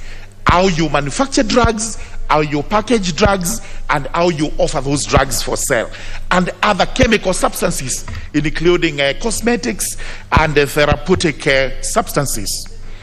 So having said so, this act is actually very timely, because since the enactment of the Food, Drugs and Chemical Substances Act, Chapter 254 of the laws of Kenya, we have had no one to implement the act and the regulations made thereunder. From my practice of law, I know for sure that in Nairobi, even the defunct Nairobi City Council askaris used to try and enforce that act. They would raid supermarkets to go and see whether the food, drugs and whatever chemical substances are in there do conform with the main act. And they would be looking for this. Does the food have storage instructions? And this is what this act deals with. Does the food have an expiry date? This is what exactly is covered by this act. If they were not able to understand the rest of it because of complexity of the issues involved, they would have to run to the Poisons Board, or they would have to run to Kenya Bureau of Standards to try and interpret whether the act was being complied with or not being complied with. What came out of it was a maze that people would not understand who was actually supposed to enforce that act.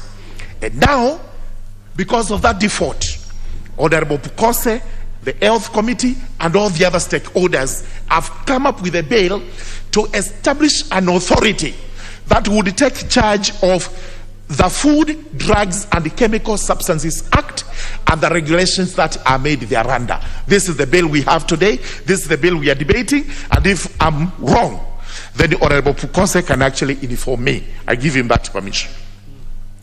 So having said so, this appears to be a thorough bill. And it is satisfactory to all intents and purposes. Because we need an authority to which, number one, we are able to establish the food that we have everywhere, in the supermarkets, in the hotels, wherever the food is compliant with the standards that are set by the Standards Act or by whatever other act of parliament that we are supposed to have. Similarly, we have to have an authority which will tell us the drugs we are consuming, the drugs we are buying from wherever, whether across the counter, whether from chemists or wherever, are drugs that are in conformity with the standards. And for sure, you know, standards are found in various acts. Almost every aspect of every good as an act of parliament that deals with the standards, including the Standards Act itself, which has various categories of these are the standards applicable to food, these are the standards applicable to drugs, chemicals, whatever substances we're talking about. So this act needs to be passed. It has been lying around since 2019, and thank heavens that it has now come to the House. We hope to complete its debate today, and if we do that, then we are able to pass the act and it is implemented immediately. And that will be to the benefit of the country. There are various issues that are dealt with. I did not go through this because I've looked at them. They are actually what an authority should do. It's an authority established under the Act. There are requirements on how it is going to be established, who is going to sit in it. We have provisions regarding what are its responsibilities, and exactly what we are saying, it's going to be on the manufacture, on the packaging, on distribution of food, drugs, and chemical substances. And when we propose to make a detachment of the food element from the drugs, then I will have a problem with what I would call the Parent Act, because it deals with the three aspects in one act. So how do we detach? Because we do so, then it means we have also to detach the other main act, and that is going to be a little bit awkward to everybody. Then we have various schedules to it, which are actually supposed to be part of what the authority is going to do. But most important, and what I wish to comment, the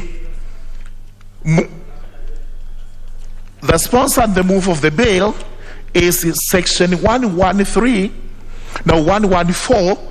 of the proposed bill, that we will have regulations. No, it is 113, section 113 in the miscellaneous provisions part, which is part, can't read Roman, this looks like 15, where the authority has to make regulations, which regulations encompass almost everything the act, the main act itself, deals with, including how you can manufacture your food, what additives you can put into that, and everything else. All this is exactly what the Food, Drugs, and Chemical Substances Act deal with. Therefore, this is intra vires that act, and it should actually be passed as it is, so that the authority comes into force to start implementing that particular act, and not this particular act. With those remarks, I beg to support that we pass this bill. Very well. Let me have the member for Kabuchai, the Honorable Majimbo Kalasinga. Majimbo Kalasinga, Yeah. Thank you very much, Madam Speaker, for allowing me to contribute in this very important bill of Dr. Okose.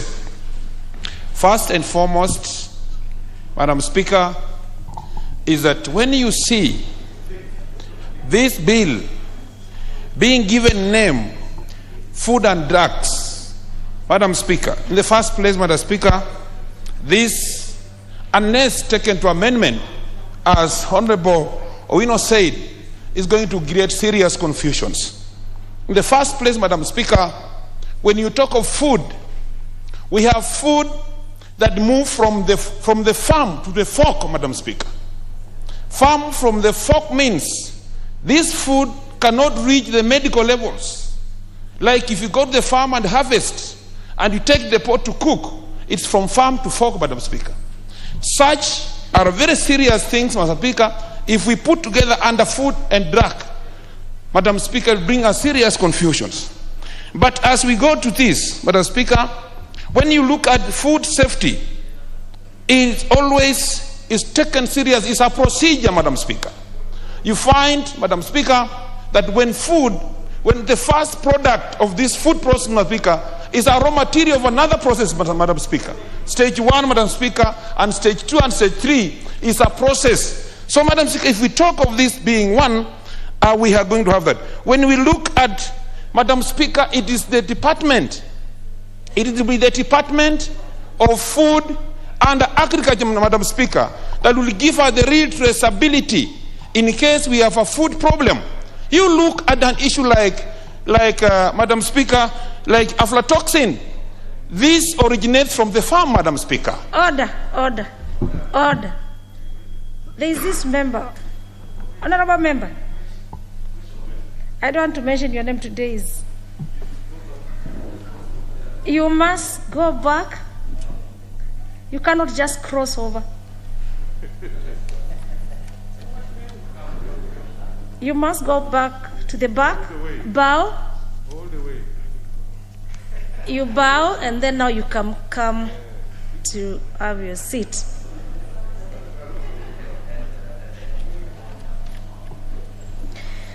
Remember, you can continue. Thank you, Madam Speaker. I hope my time will be taken considered, Madam Speaker.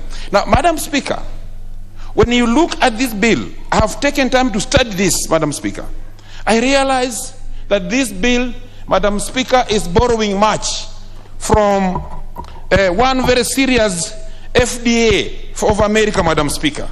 In FDA, Madam Speaker, this is an act, this is a body that was formed in 1927, Madam Speaker, in US.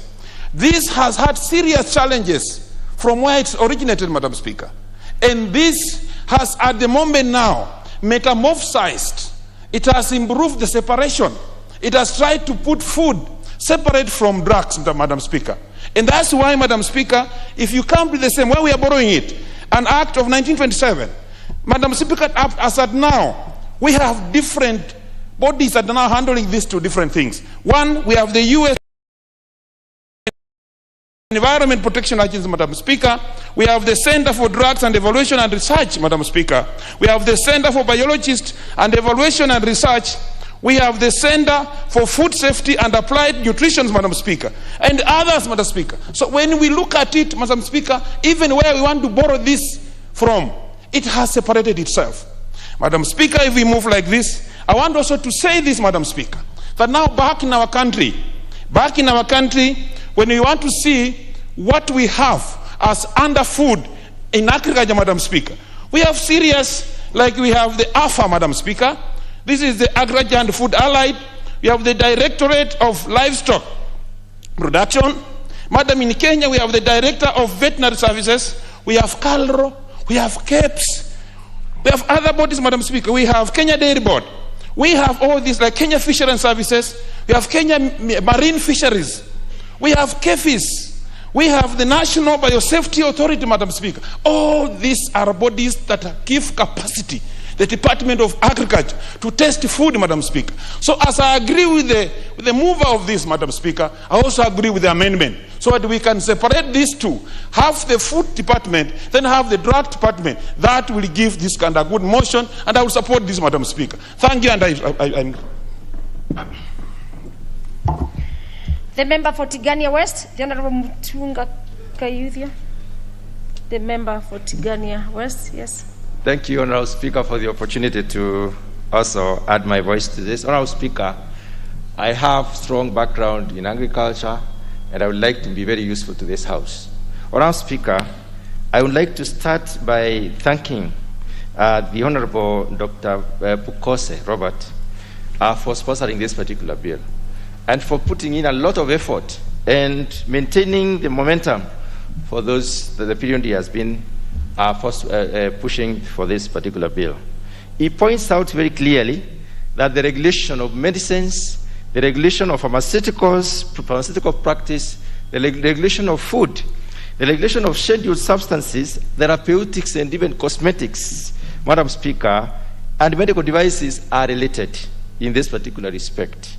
Madam Speaker, I would like to point out that this is a huge legislation which has 15 parts and 115 clauses. So it's a huge law, it's a big law. Honorable Speaker, as a member of the Agriculture Committee, we have had an opportunity to interrogate this particular bill. And we interrogated this bill with respect to asking ourselves the basic question: should we support passing this bill as it is, or should we propose for or recommend separation of food and drugs? Madam Speaker, I will give specific reasons why we should actually separate food from drugs. As a committee, we examined the bill at length, and particularly, Madam Speaker, we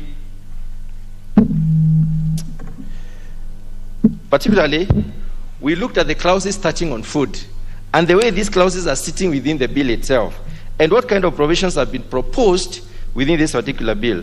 There are certain concerns which, as a committee, we would wish to bring to the attention of this House, even as we make a decision, then we make an informed decision.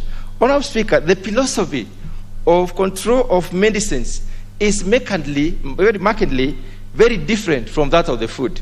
Food, as the Honorable Member has stated, is from the farm to the fork. There are many processes that are involved. There are many institutions that are involved. It is actually what we are calling a multi-institutional, multi-sectoral in terms of the handling.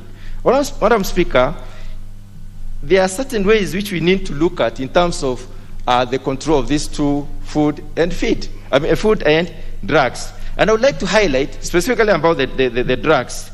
When it comes to medicine, Madam Speaker, approval and registration of the product is necessary for the medicine. Approval and registration of food is not necessary. Madam Speaker, it is important to note that when the registration for food is not necessary, we do not need an institution to regulate registration of food. There is also huge and intensive efficacy trials of medicines before they are authorized and released for use. There is nothing like that required for food. Food is produced as long as it is safe for consumption and as long as it has the right ingredients or the right provisions in terms of minerals and other provisions, then it is given for people to eat. The third issue, Honorable Speaker, is that each product is approved by a specific disease, is approved for a specific disease. Each medical product is approved for a specific disease or a group of diseases that are related in terms of medicine. On the other hand, food is basically tied to the natural metabolism of the body. It responds to the functional aspects of the body, the physiology of the body. We eat so that we can be able to move on, to grow, to basically have the energy to play and do other things. Honorable Speaker, the fourth issue that is important and glaring is that reporting of the side effects is mandatory for medicine. On the other hand, when it comes to food, reporting of allergenicity, or rather the allergens that could be found in food, and the intolerance levels is what is required. So there's a clear difference between the two. Honorable Speaker, finally, for medicines, the market authorization of medicines, which the market authorization holders of medicine is responsible for the documentation. On the other hand, the authorization in terms of food is multi-sectoral, it is multi-institutional, and I'll be able to enlist some of these institutions, Honorable Speaker, given the opportunity. Honorable Speaker, looking at the food, the safety of the food itself, as we said, is from the fork from the farm to the fork. Different agencies are involved. In this case, it is multi-sectoral, as I have indicated. And I would like to enlist the institutions that are involved, basically in governing the food safety issue. One of them is the Agricultural and Food Authority in this particular country. There is a Directorate of Livestock Production, which is involved in livestock production or livestock-related foods. There is a Directorate of Veterinary Medicine, which takes care of the disease control and the safety of the food. Indeed, I need to emphasize here that the Directorate of Veterinary Medicine is the Kenyan recognized competent authority. Unless the Director of Veterinary Services declares meat safe for consumption, we cannot sell outside this country. So it's the only recognized competent authority. Madam Speaker, there is also the Kenya Agriculture and Livestock Research Organization, which does research for livestock and agricultural and the crops in this country. There is the Kenyan Bureau of Standards, we know about it, the Kenya Dairy Board in terms of milk, the Kenya Fisheries Services for fish, the Kenya Marine and Fisheries Institute for purposes of training and research on fisheries, the National Environmental and Management Agency, we all know what NEMA does, the National Biosafety Authority, the Pest Control Products Board, the Public Health Department, the State Department of Crops Development, the Veterinary Medicines Directorate, and finally, the State Department of Water. Having said that, Honorable Speaker, it is important to realize that all those institutions work in collaboration. One output of an institution becomes an input into the other institution. So in this case, we cannot just say one institution won't be able to control everything. It is impossible. Many countries have tried this, and they have come back to separate. And indeed, I would like to thank the Committee on Health, because they have realized it is not possible to combine food and drugs in one legislation. They have to be in two separate legislation. Honourable Speaker, if we look at, on the other hand, on the issue of regulation, when it comes to medicines, the regulation of medicines requires maybe one institution or two institutions. After production of the food, after production and the research of the medical substances of medicine, it has to go through efficacy trials. And after these trials, the approval process. After the approval, it is therefore passed through one body, the Pharmacy and Poisons Board, which therefore registers and regulates or rather controls the distribution. On the other hand, it is not possible for food. When it comes to food safety, Honourable Speaker, regulation has to be done by many institutions. Alongside these institutions, there is the need to look at, when it comes to feed, not food now, when it comes to feed, because feed also needs to be looked into. Feed is what is given to the animals. We eat animals, we eat meat, we take milk, and we eat the eggs. We eat fish as well.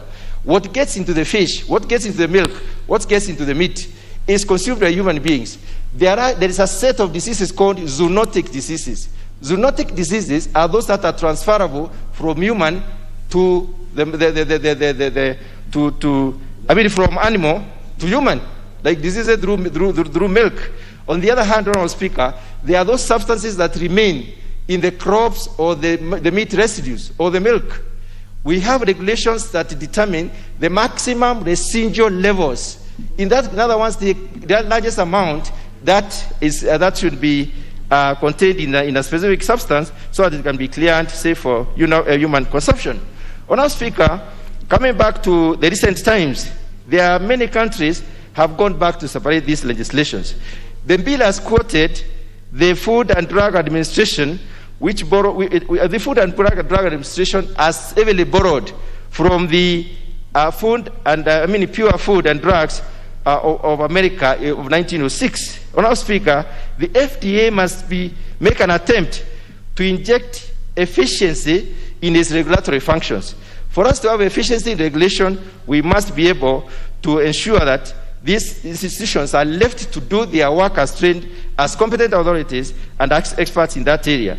When you look at the American case, 7 institutions are involved, not one. 7 of them are involved. The U.S. Department of Agriculture, the Environmental Protection Agency, the Center for Drug and Evaluation and Research, the Center for Biological Evaluation and Research, the Center for Food Safety and Applied Nutrition, the Center for Veterinary Medicine. Your time is up. Remember, I know I can see you have a lot, but because of the interest of time, allow me give the floor to the member.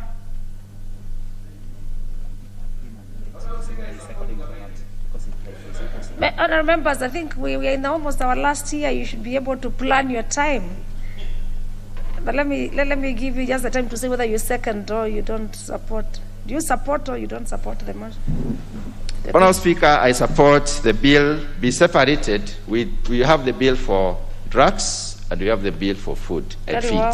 Thank you, Honourable Speaker. Yes.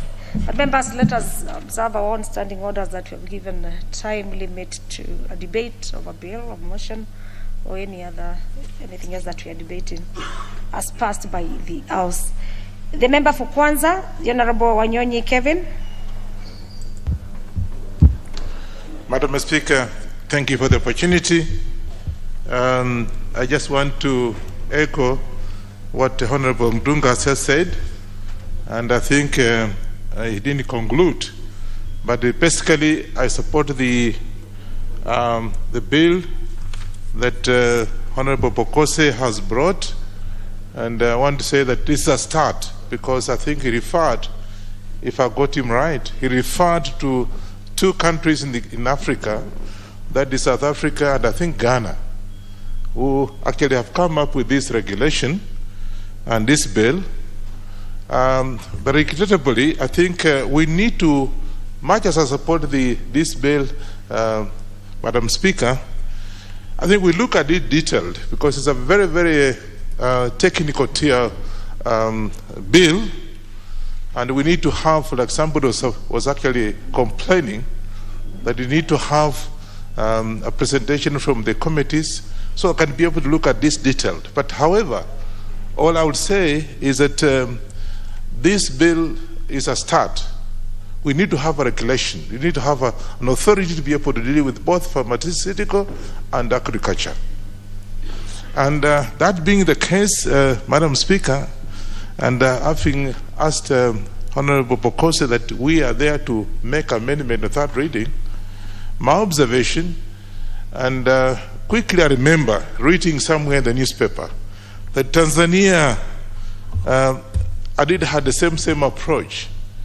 And eventually, they had to actually change because, Madam Speaker, it was not workable. And therefore, as I said, it's a start, it couldn't work because, Madam Speaker, they found it very difficult to actually implement this particular approach.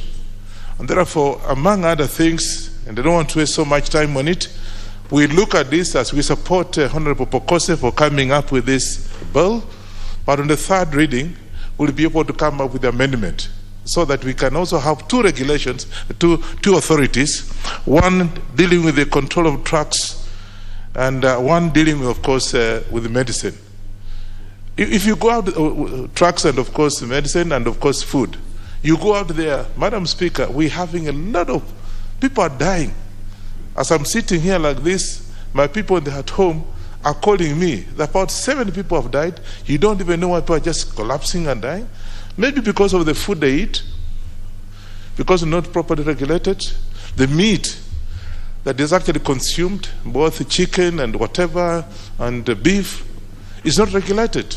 And so people are dying for unknown diseases. So with this authority around, we'll be able to actually trace up the beginning and, of course, be able to control the input, even the trucks that actually are used by livestock, and, of course, the kind of food that we actually are planting. Because apart from what we are seeing around, you find that you are even eating food that is actually already very poisoned.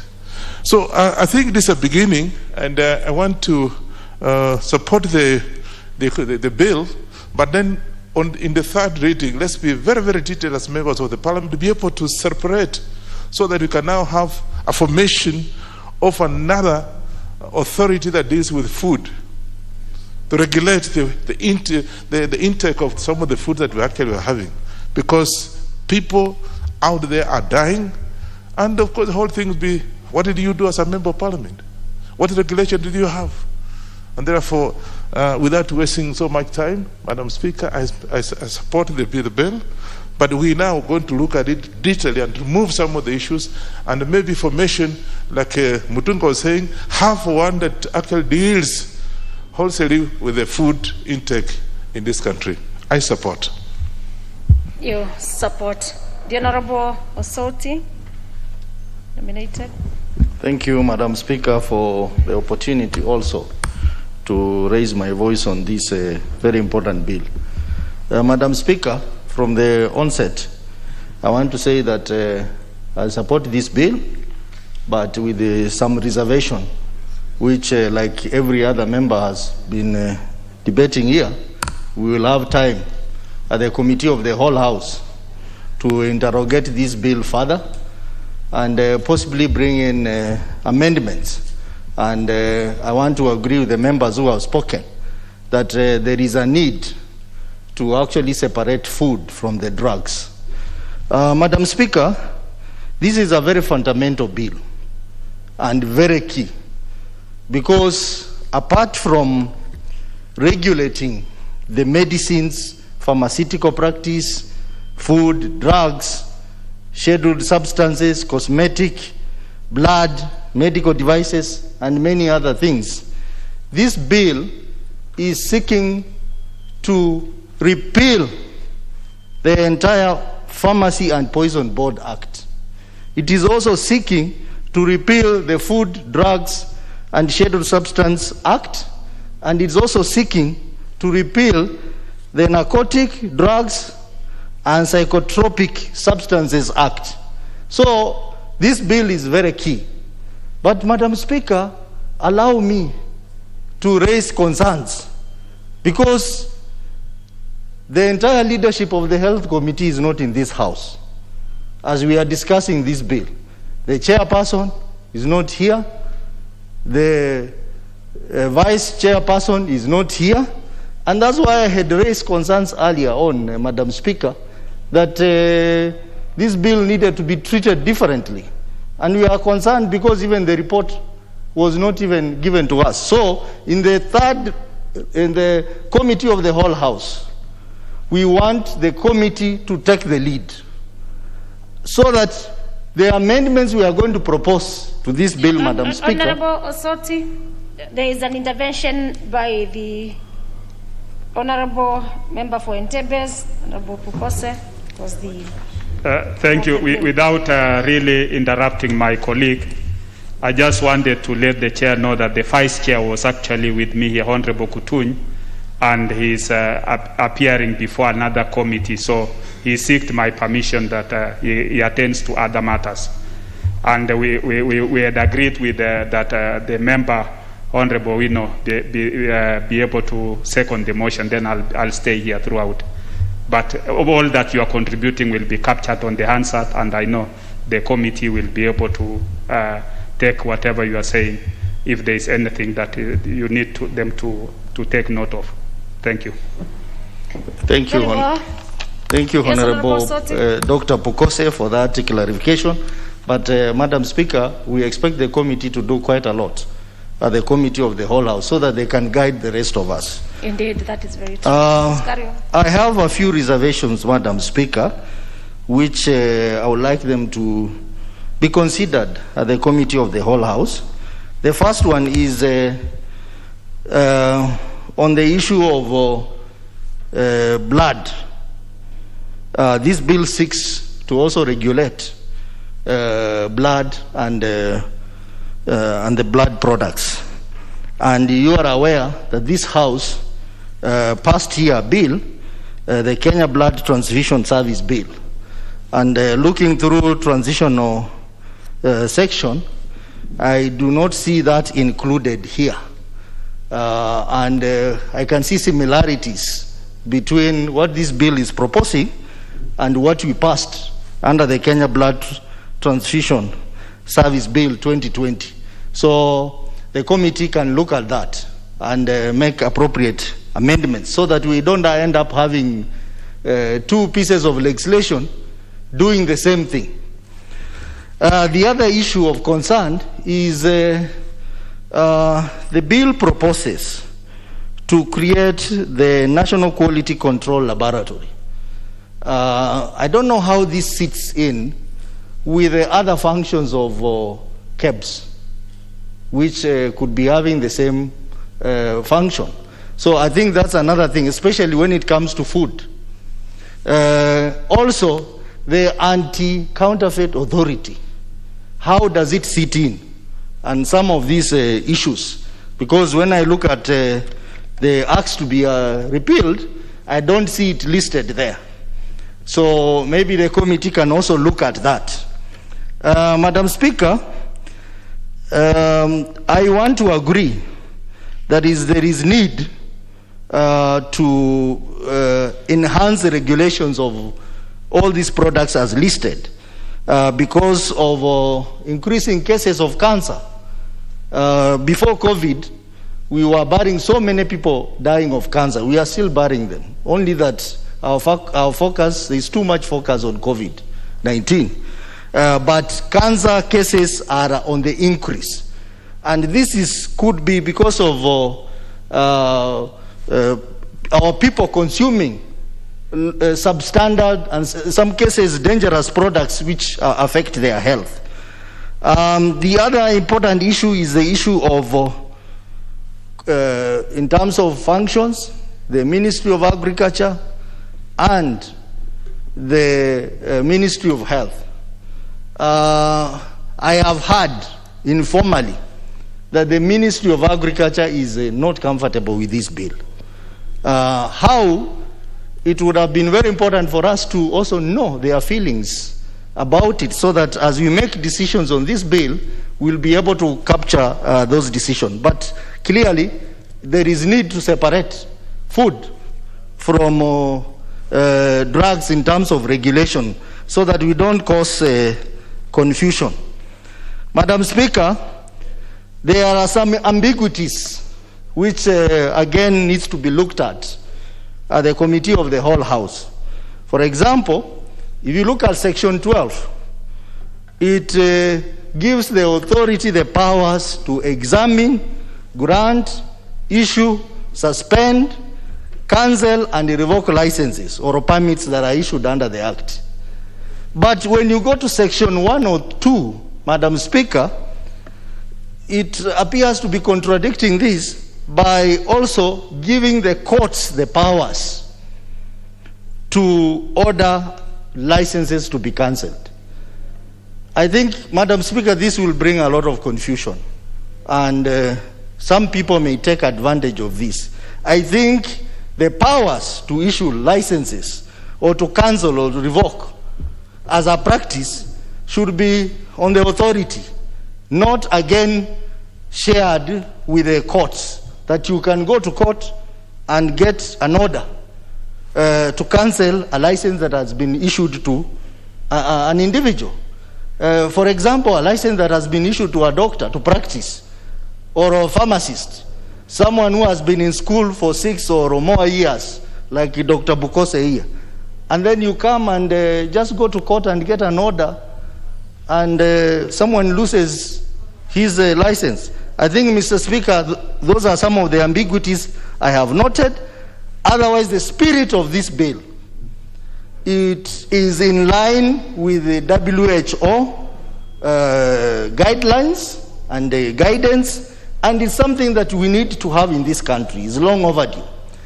But that aspect of separation of food from drugs is very key, and we need to look at. And at the same time, Madam Speaker, this bill tries to consolidate all those various pieces of legislation into one.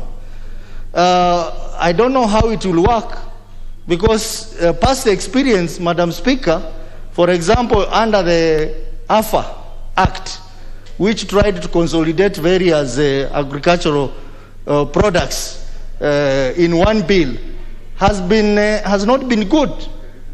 That is why we are going back to the Tea Act. That is why we are going back to the Sugar Bill and Coffee Bill. So I think that is another thing that the committee needs to look at and come and advise us. Otherwise, I support the spirit of this bill, but with amendments at the committee of the whole House. Thank you, Madam Speaker. Very well. The member for Navakholo, Honorable Wangwe Emmanuel. Thank you, Madam Speaker. Honorable Speaker, allow me also to join my colleagues in appreciating the very educated Dr. Bukose, the member for Endebess. Those early days it was called End of the Best. Now he has formally called it End of the Endebess. Honorable Speaker, this food and drug bill, I have two approaches I would want maybe to contribute to it, Honorable Speaker. There is the issue of food, which entirely is agriculture, and the issue of drug, which is entirely in the Ministry of Health. However, I have a reservation which I would want to put forward that during the committee of the whole House, I will be proposing amendments to that effect, Honorable Speaker. And my issue is that whereas the bill addresses very key issues, it is bringing on board various other existing bills, acts, which now makes it very difficult for administration. And Honorable Speaker, agriculture is not just production. You cannot produce what you cannot consume. You produce something or as a product to consume. The end result is what we refer to as marketing of the agricultural product. We converge in WTO, World Trade Organization, to make sense of what we produce. How are we going to integrate when it comes to marketing of food vis-a-vis marketing of drugs? That is the main issue that I'll be seeking to propose amendments so that we state clearly how are we going to integrate the two. The bill does not address that. And Honorable Speaker, we look at Kenya being a signatory to very many bodies, and we associate through agriculture on Food and Agriculture Organization, FAO. Whereas in the medical world, they meet at the World Health Organization. How are we going to integrate the two and make sure that our bill, once it is ascended to, it will sort the mess in the industry, Honorable Speaker. Honorable Speaker, I want to appreciate Honorable Bukose that he has really addressed very pertinent issues in terms of the drug side, and it is something to implore. We passed in this House a bill on medical tourism.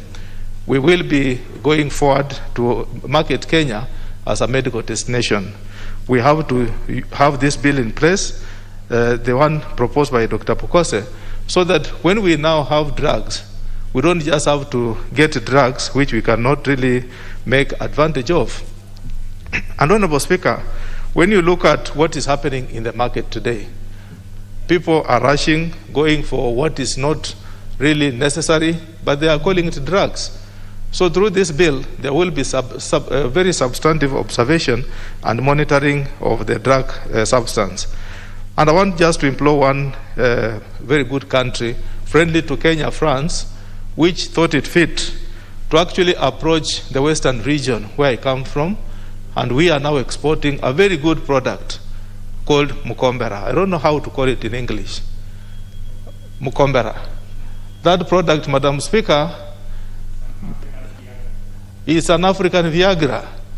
And many of my colleagues... You know, for me, Honorable Bukose is shouting. You should ask for you to be informed. Thank you very much, Honorable Bukose. He is a medical man, so he understands. You want him to inform you? Maybe yes, I will appreciate this information, Honorable Speaker. But he should have, also requested to inform me. But I heard what he said from far. I don't know.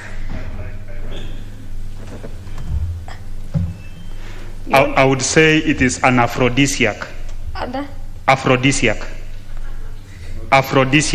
African, it's an herbal aphrodisiac. It enhances male's performance. The Mukombe. Thank you. I'm sure Honorable Member, Honorable Wango Emmanuel cannot even pronounce it. No, that is not a doctor.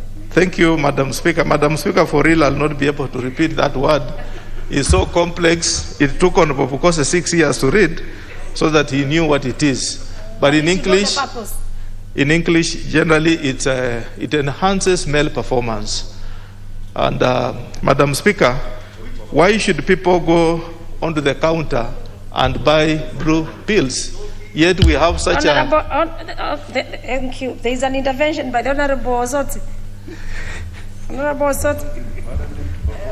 I think, Madam Speaker, we are confused because they say it enhances men performance. So the question is, which performance? Performance in talking, in reading, in walking, which performance? They need to be clear. Honorable Emmanuel, please, can you clarify to the member which performance? Thank you, Madam Speaker. Madam Speaker, I like what Honorable Sosi is saying. He comes from the same village like myself. And when we say male performance, we cannot say female performance. A man has only one performance other than what he thinks about. Therefore, that is what I referred to. Okay, carry on. Thank you, Madam Speaker. Madam Speaker, the bill, which I really appreciate by Dr. Bukose, is really taking cognizant that we don't just market any product onto the counter and we give it to our people, as it considers the issues of herbal medicine and products. Madam Speaker, that is where I come from. The issue of herbal medicine, those early days, Madam Speaker, many of our people, our folks, were not really going to hospitals, could not really see what Honorable Sosi is saying, asking male performance. Instead, we used to have some roots and herbs which were taken, and it takes effect. India, Madam Speaker, has taken the same angle, and most of the countries are doing the same. The only thing we need to have is a very well-organized body to regulate the existence of herbal medicine and products, Madam Speaker. Madam Speaker, I would want also to go to be asking Dr. Bukose on two fronts, which maybe I'll be asking that he allows me also to propose amendments. For example, Honorable Speaker, the issue of the Director General, whom he is proposing to run the organization, Honorable Speaker. There are various qualifications which he has laid down, but the last recommendation in the bill, Honorable Speaker, is too general. He has said any other qualification. That will leave an opportunity for anybody to canvass and say this is a general provision. So it has to be very specific so that it guides the authority on who is to qualify as a Director General. Madam Speaker, I also want to appreciate the bill as it is in Article 23, which specifically qualifies as what is this person that shall not sell in terms of the food, Madam Speaker.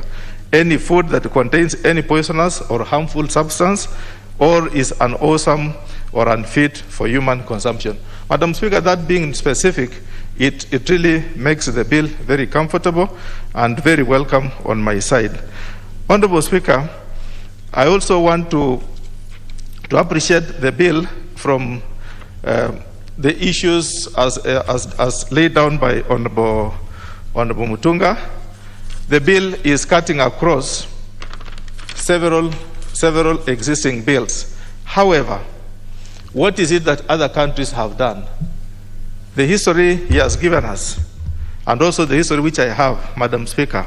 The US tried through the FDA, Food and Drug Authority, regulatory, but it was unable, Madam Speaker, to move forward. Instead, it is existing through 7 other agencies, Madam Speaker, being like the US Department of Agriculture, Environmental Protection Agency, Center for Drug Evaluation and Research, Center for Biologics Evaluation and Research, Center for Food Safety and Applied Nutrition, Center for Veterinary Medicine, and the National Center for Toxicology Research. Madam Speaker, I would want Honorable Pukose to allow so that whereas we are putting this body at the apex, during the Committee of the Whole House, let us align which are these existing bodies locally that are going to report to the agency, Honorable Speaker. With that, I beg to support. Thank you. Very well. Members, let me have the Honorable Safia Danshe, the member for Marsabit County. Thank you, Madam Speaker, for giving me this opportunity. Mine is short. It is about unprescribed medication. When purchasing drugs over the counter, our patient needs to have prescription from their doctors. This, if implemented, will help the patient not to use wrong medication. So it is important for the drug store owners also to request for prescription before they sell any medication to our patient. Thank you, Madam Speaker, for giving me this opportunity. I beg to support.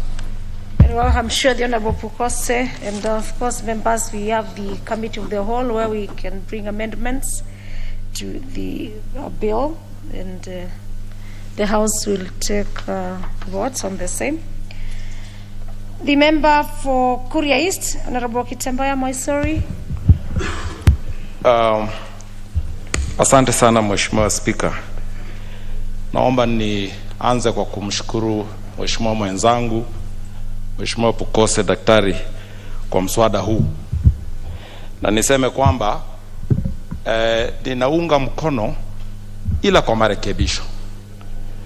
Ni vizuri kwamba mswada huu umeonyesha kuanzia mwanzo kwamba unahusiana na kutaka kuboresha maisha ya Wakenya, upande wa madawa, upande wa lishe, na vile vile pia upande wa afya zetu.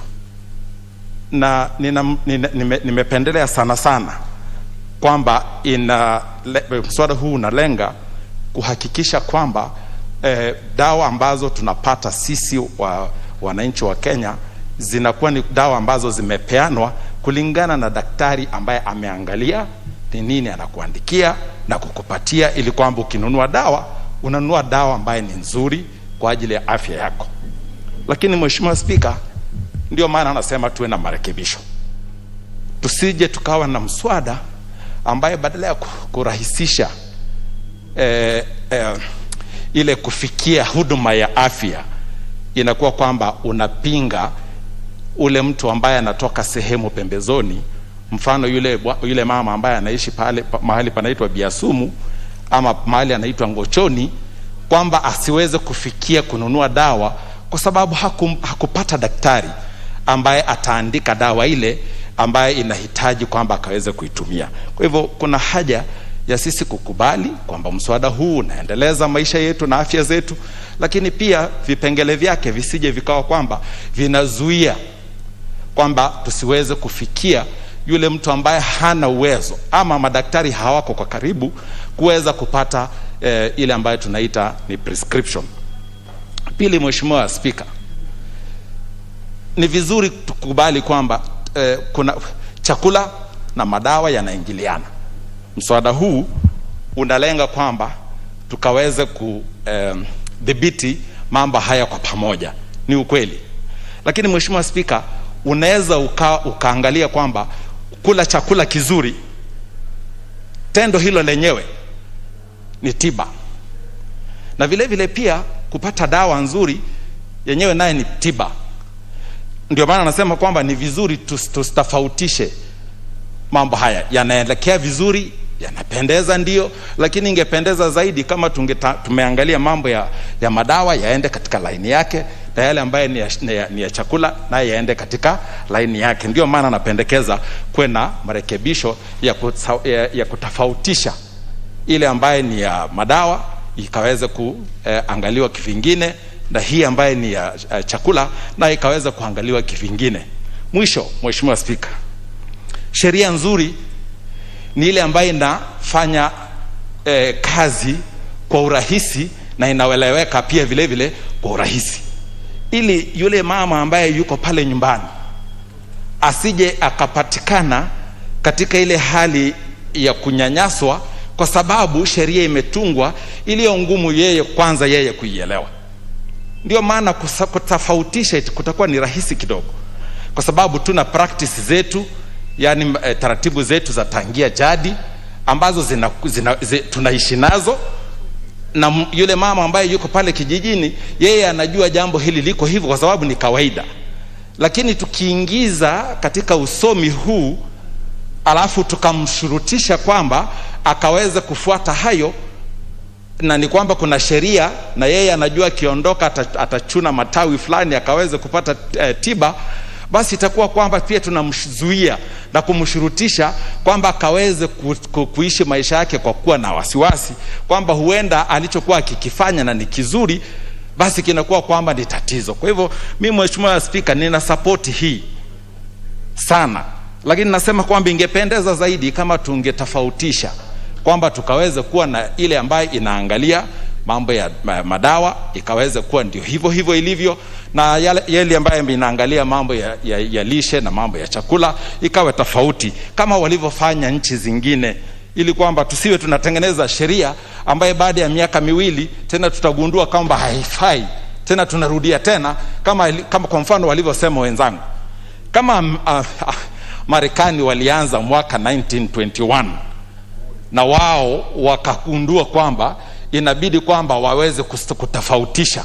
Sasa sisi mbona tusianze moja kwa moja kwa kuchukua ile ambayo wazungu wanaita best practice na kuanza hapo na hapo tukaendeleza kwa haraka. Kwa hivyo katika ile committee ya nyumba nzima third reading, mimi nitakuwa kwamba napendekeza kwamba tukaweze kuwa na huo utofauti, lakini in principle uhai wa mswada huu ni kwamba mswada huu ni mzuri, ni mswada unaoendeleza afya zetu, na vile vile pia unawachunga na Wakenya wasiweze kupata kuhangaishwa na watapeli ambao kidogo nyuma kidogo tumekuwa tukisafiri katika mabasi haya ya umma.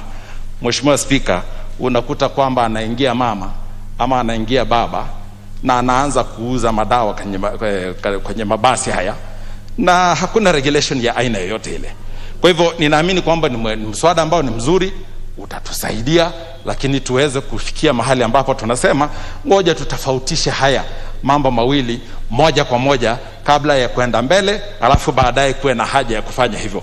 Mheshimiwa Spika, ninaunga mkono kwa marekebisho. Asante. Asante na karibu sana Mheshimiwa Maisori, Kuria East. Mheshimiwa Wajir South, Mohamed Sheikh. The Honorable Mohamed Sheikh for Wajir South, your card, yes. Okay, I understand is in the consultation room. The member from Bonchari, Honorable Homeke Pafel, the member from Bonchari. You have the floor. Thank you very much, Madam Speaker. I rise to support this bill. As has been said by various speakers, the regulation of food and drugs, I want to say that is long overdue. We have had many entities that are responsible for regulation of food and drugs in this country, and I want to echo the sentiments of members of this House that there is need to separate between the food and drugs. There seems to be a confusion that if you look at the bill, entire bill sponsored by Dr. Bukose, 99% is about drugs and medicines, and of course other things. However, there is a very small section that has been dedicated to the aspect of food. And I want to quickly go to the section that covers food, that's section 22. You are talking about manufacture, processing, warehousing, distribution. There is definitely going to be a serious confusion with the other entities that have the same mandate in terms of regulating food. When you talk about processing, take for instance, you go to a supermarket, nowadays they cook, that is food processing. You go there, you can get the French fries, you can even get bread from the supermarket, and that aspect that you require a license from this Food and Drugs Authority, to me it's going to hinder a lot of things, especially aspects of cottage industries in this country. And therefore, as we go through this second reading, I'll propose that the team, Dr. Bukose and the rest of the team, look at that aspect to make sure that we don't have confusion. Madam Speaker, I would also want to draw your attention to section 6.2, where the proposed bill has provided for the term limit for the Director General. Typically, I don't know why this is the case, Director Generals serve a term of 3 years, while we have the chairman who is appointed by the President serving a term of 4 years. However, in this bill, if you look at 6, you see the Director General has been prescribed a term of 4 years. I'll also request that Dr. Bukose and the team look at the amendment to make sure that the term is 3 years, and also be explicit on the term for the chairman. The chairman typically serves a term of 4 years to make sure that there's consistency with the operations of public service, to make sure that there is no confusion. Also, Madam Speaker, I would like to draw the attention to section 77 that talks about the National Quality Control Laboratory. That laboratory, if you look at it, 77A, has a provision of setting the standards. I'm also drawing the attention of Madam Speaker that this mandate is actually a mandate of Kenya Bureau of Standards. Let's also be careful not to have cross-cutting or shared responsibilities among government entities. Let it be clear who is responsible for what. And even this National Quality Control Laboratory, I can see it is focusing on drugs, not food. Let's be clear, it's about safety of the food, not the quality of the food or the drugs. And therefore, that clarity needs to be very clear in this act. And finally, Madam Speaker, I draw your attention. There is a section that talks about the financial aspects of the authority. I don't see any provisions for providing, there is funds that have been provided from the Exchequer and all that. However, I would prefer that that section refers to the Public Finance Management Act of 2012 and its amendments to make sure that there is no confusion. When you try to define the financial aspect, and that has been done by other acts or Parliament, it brings an aspect of confusion. Therefore, Madam Speaker, when you come to the third reading, I will support this bill with those few amendments. Thank you. Very well. At the Committee of the Whole, amendments are very welcome. The member for Matthias. The member for Matthias. The Honorable Odanga Makoha. Thank you, Madam Chair. Thank you, Honorable Speaker, for giving me this opportunity. I also want to support the bill sponsored by Honorable Pukose because, Madam Speaker, we really need to have regulations that go with the time. Because since the current existing laws were made, it has taken quite a while, I think from the 50s to date, and so many changes have been taking place in the world today, Madam Speaker. Madam Speaker, I will also support it because it gives opportunity for our medicines, our drugs, and so on to find market very easily outside the country, be it in the region or any other place. And I think, as the sponsor said earlier, in Africa, only Ghana and South Africa have been able to reach that level, which he called level 3. And if that is the case, then we also need to move with speed to be on the same page with the others that are already ahead of us. But, Madam Speaker, as other members have already noted, lumping food, medicines, and drugs together, I think is something that we need to give consideration so that each one is handled by separate laws. In fact, as a Committee of Agriculture, we have already started looking at the AFA as it is today to have laws, separate acts for each of the scheduled crops, which I think should be the way that we should even go with this Food, Drugs Authority and so on, Madam Speaker. Madam Speaker, many countries in the world have gone full throttle to ensure that they are taking making safety regulations to ensure that the drugs are safe for use by human beings and even for other purposes. And, Madam Speaker, I want to say that we as a country, we really need to go that way, because in countries where this has been adopted, a Food and Drugs Authority, we are seeing the benefits that they are gaining from it. But, Madam Speaker, at the committee stage of the whole House, as it has been said, we'll need to support amendments, particularly those that will go the way of separation of food from the drugs and so on and so forth. But having said that, Madam Speaker, I support. Very well. Members, there be no another member willing and wishing to contribute to this. I call upon the mover to reply. We cannot see you on the request list, Honourable Member. Madam Speaker, actually, I don't understand that because I have, it's blinking here, both the intervention and... Yes, Honourable Member, but the way we do the requests, I'm not able to catch you. Of course, now you've raised your voice. Please, you can have your 1 minute. Let me give it to you now that you indicate that you wanted to speak. Yes, before the mover.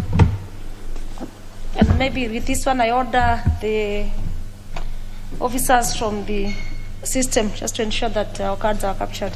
Yeah, thank you, Madam Speaker. Indeed, I had wondered why, as I logged in, both the intervention slot and the other was on, but I really appreciate.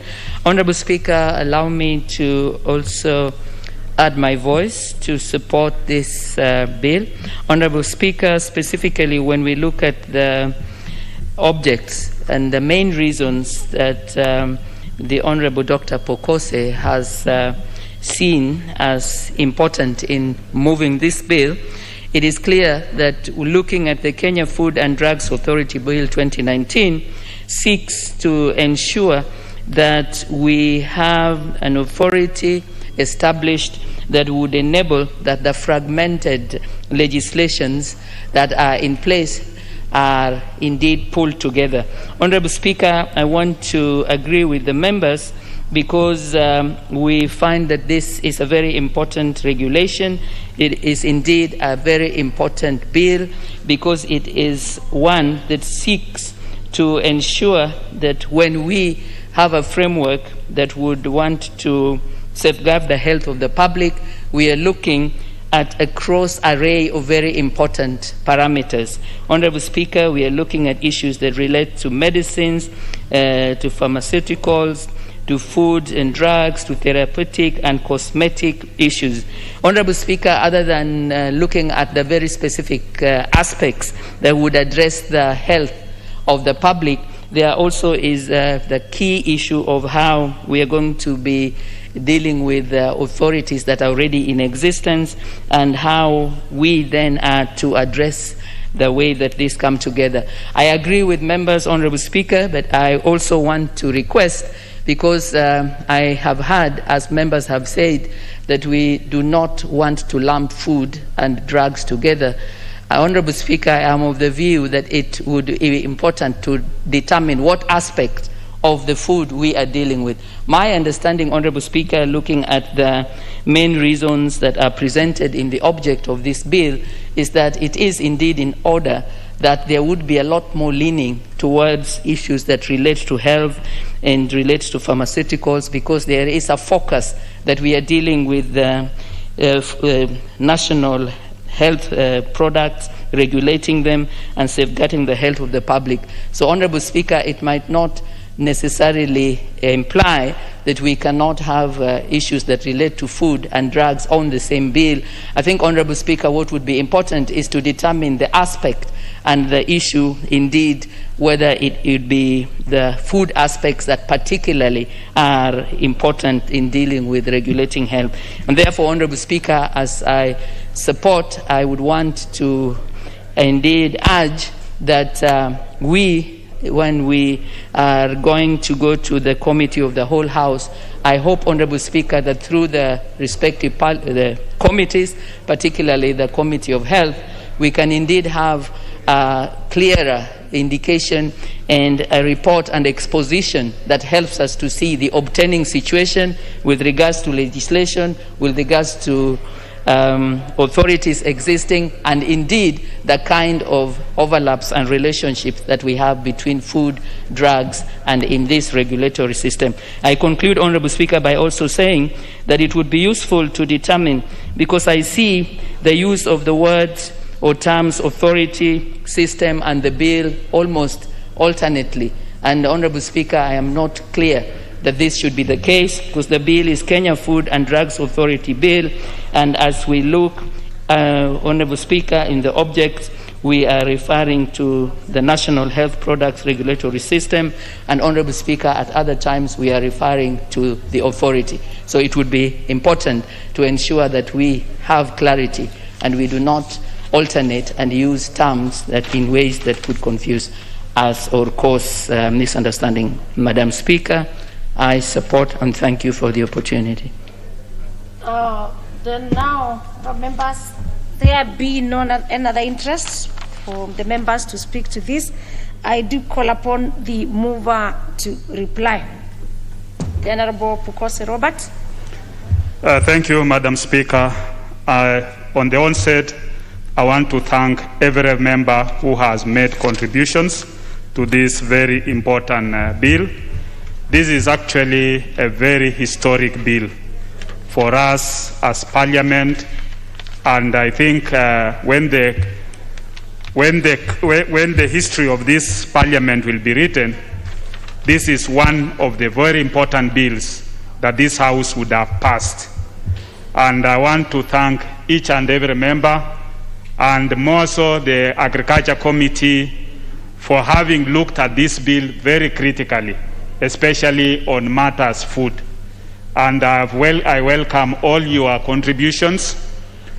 I've heard everything that you said, and The Committee on Health had actually had a discussion with the Committee on Agriculture. They had also had a discussion with the PS Agriculture, Professor Amadi Boga and Hari Kimutai, and also the technical team from the Ministry of Agriculture. This bill, we were able to be invited to the US to look at how the FDA in the US operates. And those matters that you've actually elaborated on is actually exactly what happens there. And there is a role for the health in as far as food is concerned. That part that is done by the public health is what we will be able to see how best we can be able to retain it within the bill, so that the gains that have been made by the public health cannot be lost. But on matters that are handled by the various departments within the agriculture, we would not want to interfere with that, because this is a bill that is that should not disrupt the gains that we've already had as a government. And therefore, when we go to the Committee of the Whole House, we'll be welcoming. Recently, we passed the bill on blood transfusion services. This House passed. That has also been captured in our retreat, which we had with the committee, because the same Committee of Health dealt extensively on the blood transfusion services, establishing the National Blood Transfusion Authority. Therefore, we would be also, I know that was raised by Honorable Sosi, that will be addressed. On issues which were also raised by Honorable Imeke, on matters of National Quality Control Laboratory, we have the National Quality Control Laboratory is a department within the Pharmacy and Poisons Board. It handles issues of analysis. It is there, but the holder of the holder of the quality is the quality standards is actually the Kenya Bureau of Standards. What we've done in this bill is to enhance the role of the Kenya Bureau of Standards, because they are supposed to hold each and every institution accountable on matters quality. And they are the ones who certify all the institutions within our republic on matters quality. And even when it comes to standards and everything, it has to be done by the Kenya Bureau of Standards. And some of the activities which they have not been doing, we have enhanced in this bill, so that Kenya Bureau of Standards plays a major role in as far as standardization of drugs within our market. So what we've done is to enhance it. So with those few remarks, honorable members, I want to, I move to reply. Thank you, Madam Speaker. Very well. Honorable members, the House is not properly constituted for me to be able to put a question to the Kenya Food and Drug Authority Bill, National Assembly Bill number 31 of 2019, and I do order that the putting of the question of the same be deferred. Next order. Order number 11, the Employment Amendment number 2 Bill, National Assembly Bill number 79 of 2019, second reading. Second reading, let me have the Honorable Gideon Keter, MP, to move the second reading. Thank you, Madam Speaker. I beg to move that the Employment Amendment Bill 2019 be now read a second time. The bill went through the first reading on 26th February 2020 and was thereafter committed to the Departmental Committee on Labor and Social Welfare pursuant to Standing Order number 127. In summary, the bill seeks to amend Section 9 of the Employment Act 2011 in order to reduce the cost incurred by the youth while job seeking. Many of the unemployed Kenyans consist of persons below the age of 35, and mostly first-time job seekers are unable to afford clearance certificates required by the employers for purposes of employment. To that end, the bill provides that employers may only request for any clearance or compliance certificates only upon granting an offer of employment. The employer is granted reprieve if it is ascertained that the employee cannot provide the compliance or clearance certificates, or if the employee does not satisfy the mandatory requirements on ethics and compliance. To that end, the employer may withdraw the offer of employment. Honorable Speaker, Madam Speaker, the current national requirement is that those seeking employment in the public sector should get clearance from KRA, DCI, EACC, CRB, and HELB. The clearance certificates ordinarily sought by employers relates to certification of the status of a potential employee, tax compliance, ethics and integrity, creditworthiness, and criminal liability.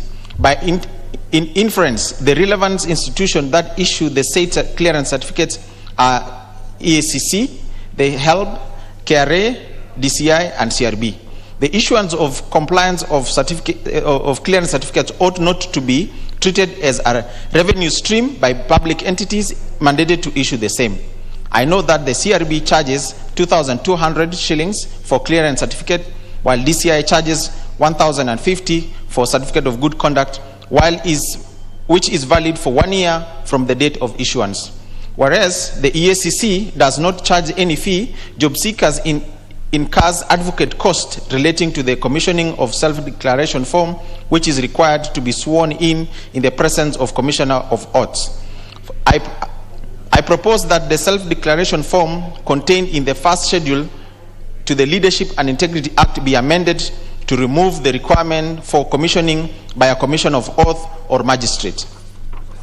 Madam Speaker, the application and processing of compliance or clearance certificate by relevant entities should be automated in order to facilitate the acquisition of such documents and reduce attendant cost of manual processing of such documents. Madam Speaker, while it is necessary for an employer to require an applicant to submit the compliance or clearance certificate as a condition for confirmation of employment, the requirement should not be used to lock out applicants at first instance or recruitment of an application. The bill provides that an employer should intend to enter into a written contract of service may, in compliance with Chapter 6 of the Constitution, request an employee to submit mandatory clearance certificate from the relevant entities and may withdraw an offer of contract of service whereas the employee does not submit the mandatory clearance certificate. The constitutional underpinning of ethics and integrity is provided in Article 10(2)(c), 73(2)(a) of the Constitution and Section 12(a) of Leadership and Integrity Act. The provisions are outlined as follows.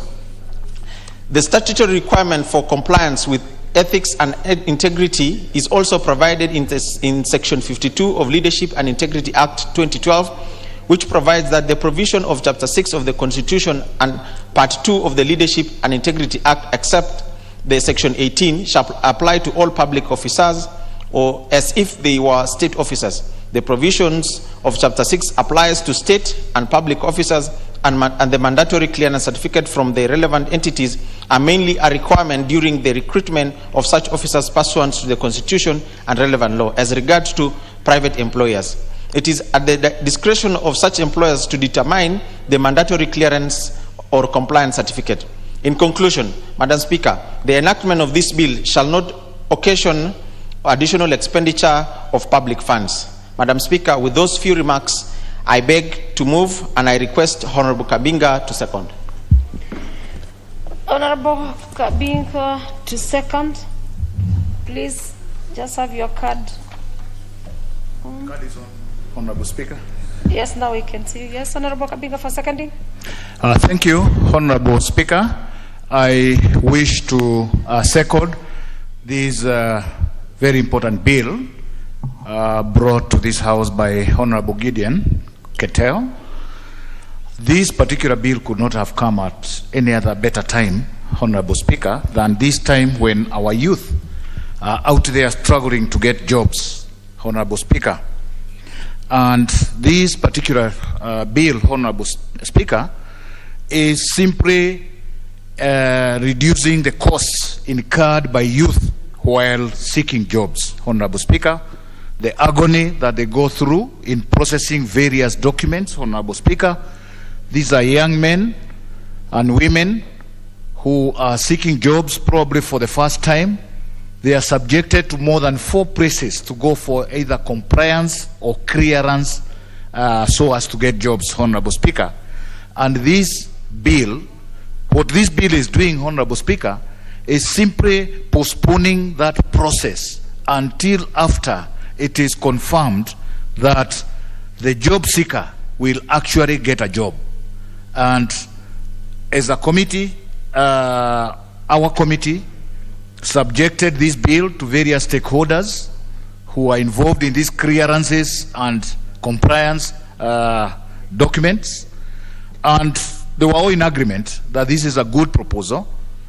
We did not come across any serious opposition on the same, particularly so that this is affecting the youth, and we are not saying that the compliance and clearance processes are not necessary. We are simply saying that these processes could be done once the job seeker is fully confirmed or deemed to have provided the necessary other documents to be given the job, Honorable Speaker. Under the present process that our people undergo so as to get jobs, Honorable Speaker, a majority of the young men and women, especially those are coming from universities and other institutions of higher education, are getting discouraged, Honorable Speaker, when they go through these rigorous processes of police clearances, help clearances and others, just to be told that they failed in their interview. When such jobs come up again, the young men and women feel discouraged when they look at the kind of process they will have to undergo again to make the applications, Honorable Speaker. And it is for that reason that we are saying that we need to have this bill passed so that our youth will no longer be subjected to this document processing when they are in a known state. These documents are required to be attached to the application forms. So at that stage, the young man or woman doesn't know whether he or she will get the job. Just to go for the interview, or even not to even be called for the interview, yet they have gone through this rigorous process through which they even borrow money, because a majority of it is alluded to by the mover, costly. And these young men and women would simply borrow money to be able to acquire these documents, just to even fail to be called for an interview after putting in their applications. And therefore, what we are saying here, Honorable Speaker, is that we would want a process whereby our youth are not locked out of the jobs even before they are interviewed. We would want to encourage them to apply. We would want to encourage the employers to take them through the interviews. If they are sure they will take them, that is the time the young men and women will then now go for these documents. Honorable Speaker, there will be other associated bills that may need to be amended, and we'll be looking at that as a committee once this bill passes through the various process stages, because there are other rules that also require the issuance of clearance and certificates and compliance certificates related, including the Leadership and Integrity Act of 2012, Honorable Speaker, that we may need to look at, so that once we pass this bill, those other related bills may also be amended to ensure that this bill can be implemented fully. Honorable Speaker, as a committee, we may also be, we are proposing also some amendments in the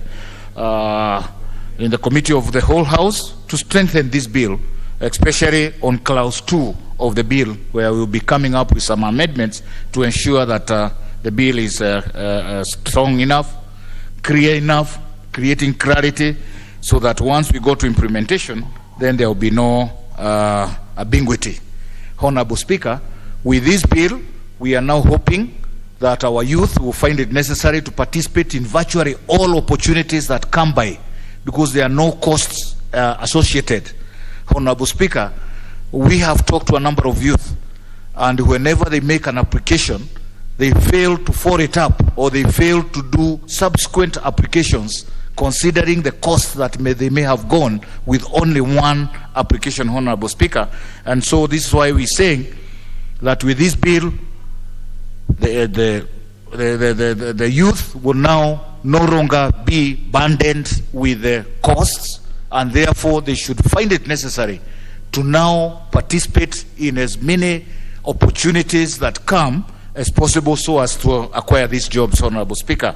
We are sure that the institutions that are involved in this document processing of compliance and clearance do not take this as a way of earning money, and therefore they should not have any problem in postponing this process until the youth is fully confirmed to have been given that job, Honorable Speaker. It is also our hope that the employers will continue to create more and more jobs under the Agenda 4, bring up more industries, employ our youth, and also encourage even the informal sector, Honorable Speaker, to absorb as many of our youth as possible, so that together the formal and the informal sector could absorb as many of our youth now without much hindrances that has been caused by this document processing, so as to reduce the number of youth that are unemployed out there. Honorable Speaker, with those few remarks, I want to second and hope that once this bill is passed, information will be disseminated as wide as possible for our youth to know that we no longer require the processing of documents as they were required there before. Honorable Speaker, I second. Thank you. Your second.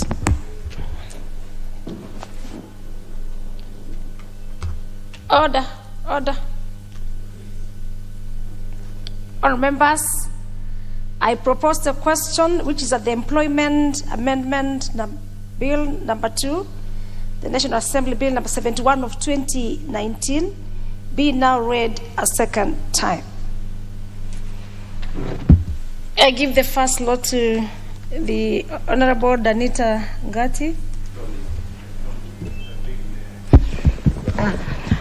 Thank you very much, Madam Speaker, for the opportunity to congratulate the Honorable Gideon Keter, who represents youth, Madam Speaker, in this August House, and say on the onset that I support the Employment Amendment Bill that is before this House, Madam Speaker.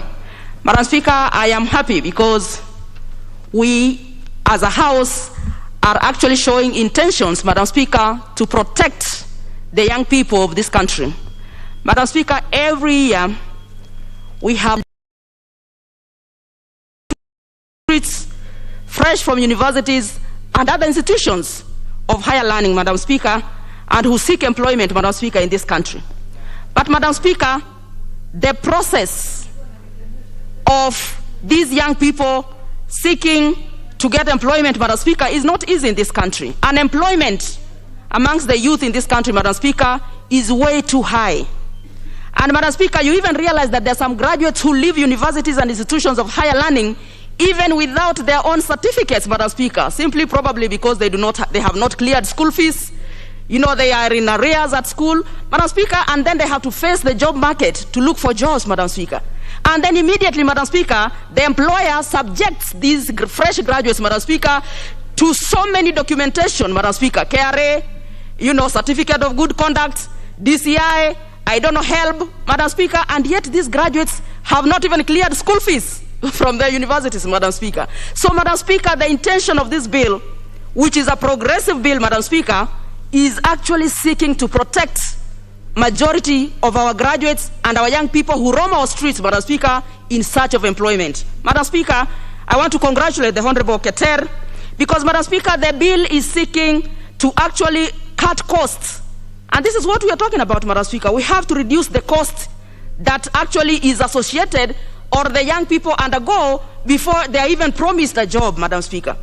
Madam Speaker, look at the young people or the youth of this country who have disabilities. and who graduates from universities, Madam Speaker, and who have to come all the way to Times Tower, KRA, who have to come all the way to help, Madam Speaker, at anniversary towers, all the way from Isebania border or from Turkana, Madam Speaker, and yet they are not even guaranteed of these jobs, Madam Speaker, that they are toiling to get certificates for. Madam Speaker, for me, I want to also say, Madam Speaker, that we need to prepare even our young people. All this information must, Madam Speaker, every university, Madam Speaker, must prepare their students while at universities, Madam Speaker, as they seek to graduate and leave universities, Madam Speaker. That is when young people will understand what it means to be out there and to look for employment, Madam Speaker. Of what use is a degree, Madam Speaker, in this country when that degree cannot put food on your table? Madam Speaker, it is high time that we also ensure that we coach and mentor our young people towards the courses that they take from schools. Madam Speaker, when young people leave universities and get into the streets, they get into the hustle of looking for a job. Madam Speaker, applying. Before they even get this job, Madam Speaker, that they have spent all their savings, Madam Speaker, to apply and to go to HELB and to go to KRA and to go to DCI and to go everywhere, Madam Speaker, to look for this documentation, and they are not guaranteed of employment. Madam Speaker, I am happy that this House is giving a new lease of life to our fresh graduates from universities, Madam Speaker, by amending or seeking to even bring this bill to this House. Madam Speaker, I want to say that in employment, Madam Speaker, even in the various, organizations or employments, Madam Speaker, what this bill is saying and what I support is that young people who seek employment and are guaranteed, Madam Speaker, that there is a likelihood of being employed, they should be allowed to be employed first, Madam Speaker, and even get at least even 3 months, Madam Speaker, so that at least there you're also, saving your money and also ensuring that you have this job first, Madam Speaker, before you go back to your institution of learning, Madam Speaker, or the university to look for this documentation. Madam Speaker, young people in this country live in this country. Madam Speaker, how can we make it easier and lessen the hassle that our youths encounter? Madam Speaker, I come from the county of Migori, and Madam Speaker, right from Rongo constituency, which is just at the border of Kisii and Migori, from Rongo to Isebania border, Madam Speaker, that is the county of Migori. And every time I am in that county, Madam Speaker, the young people who roam our streets, Madam Speaker, looking for employment is just way too high. And when you tell this young person, Madam Speaker, fresh graduates from university, that you have to go and look for these papers so that you apply for a job, Madam Speaker, they completely give up. And Madam Speaker, this is the job that our Huduma centers that are in our counties must also do, apart from also the universities that prepare our young people to get into formal employment. And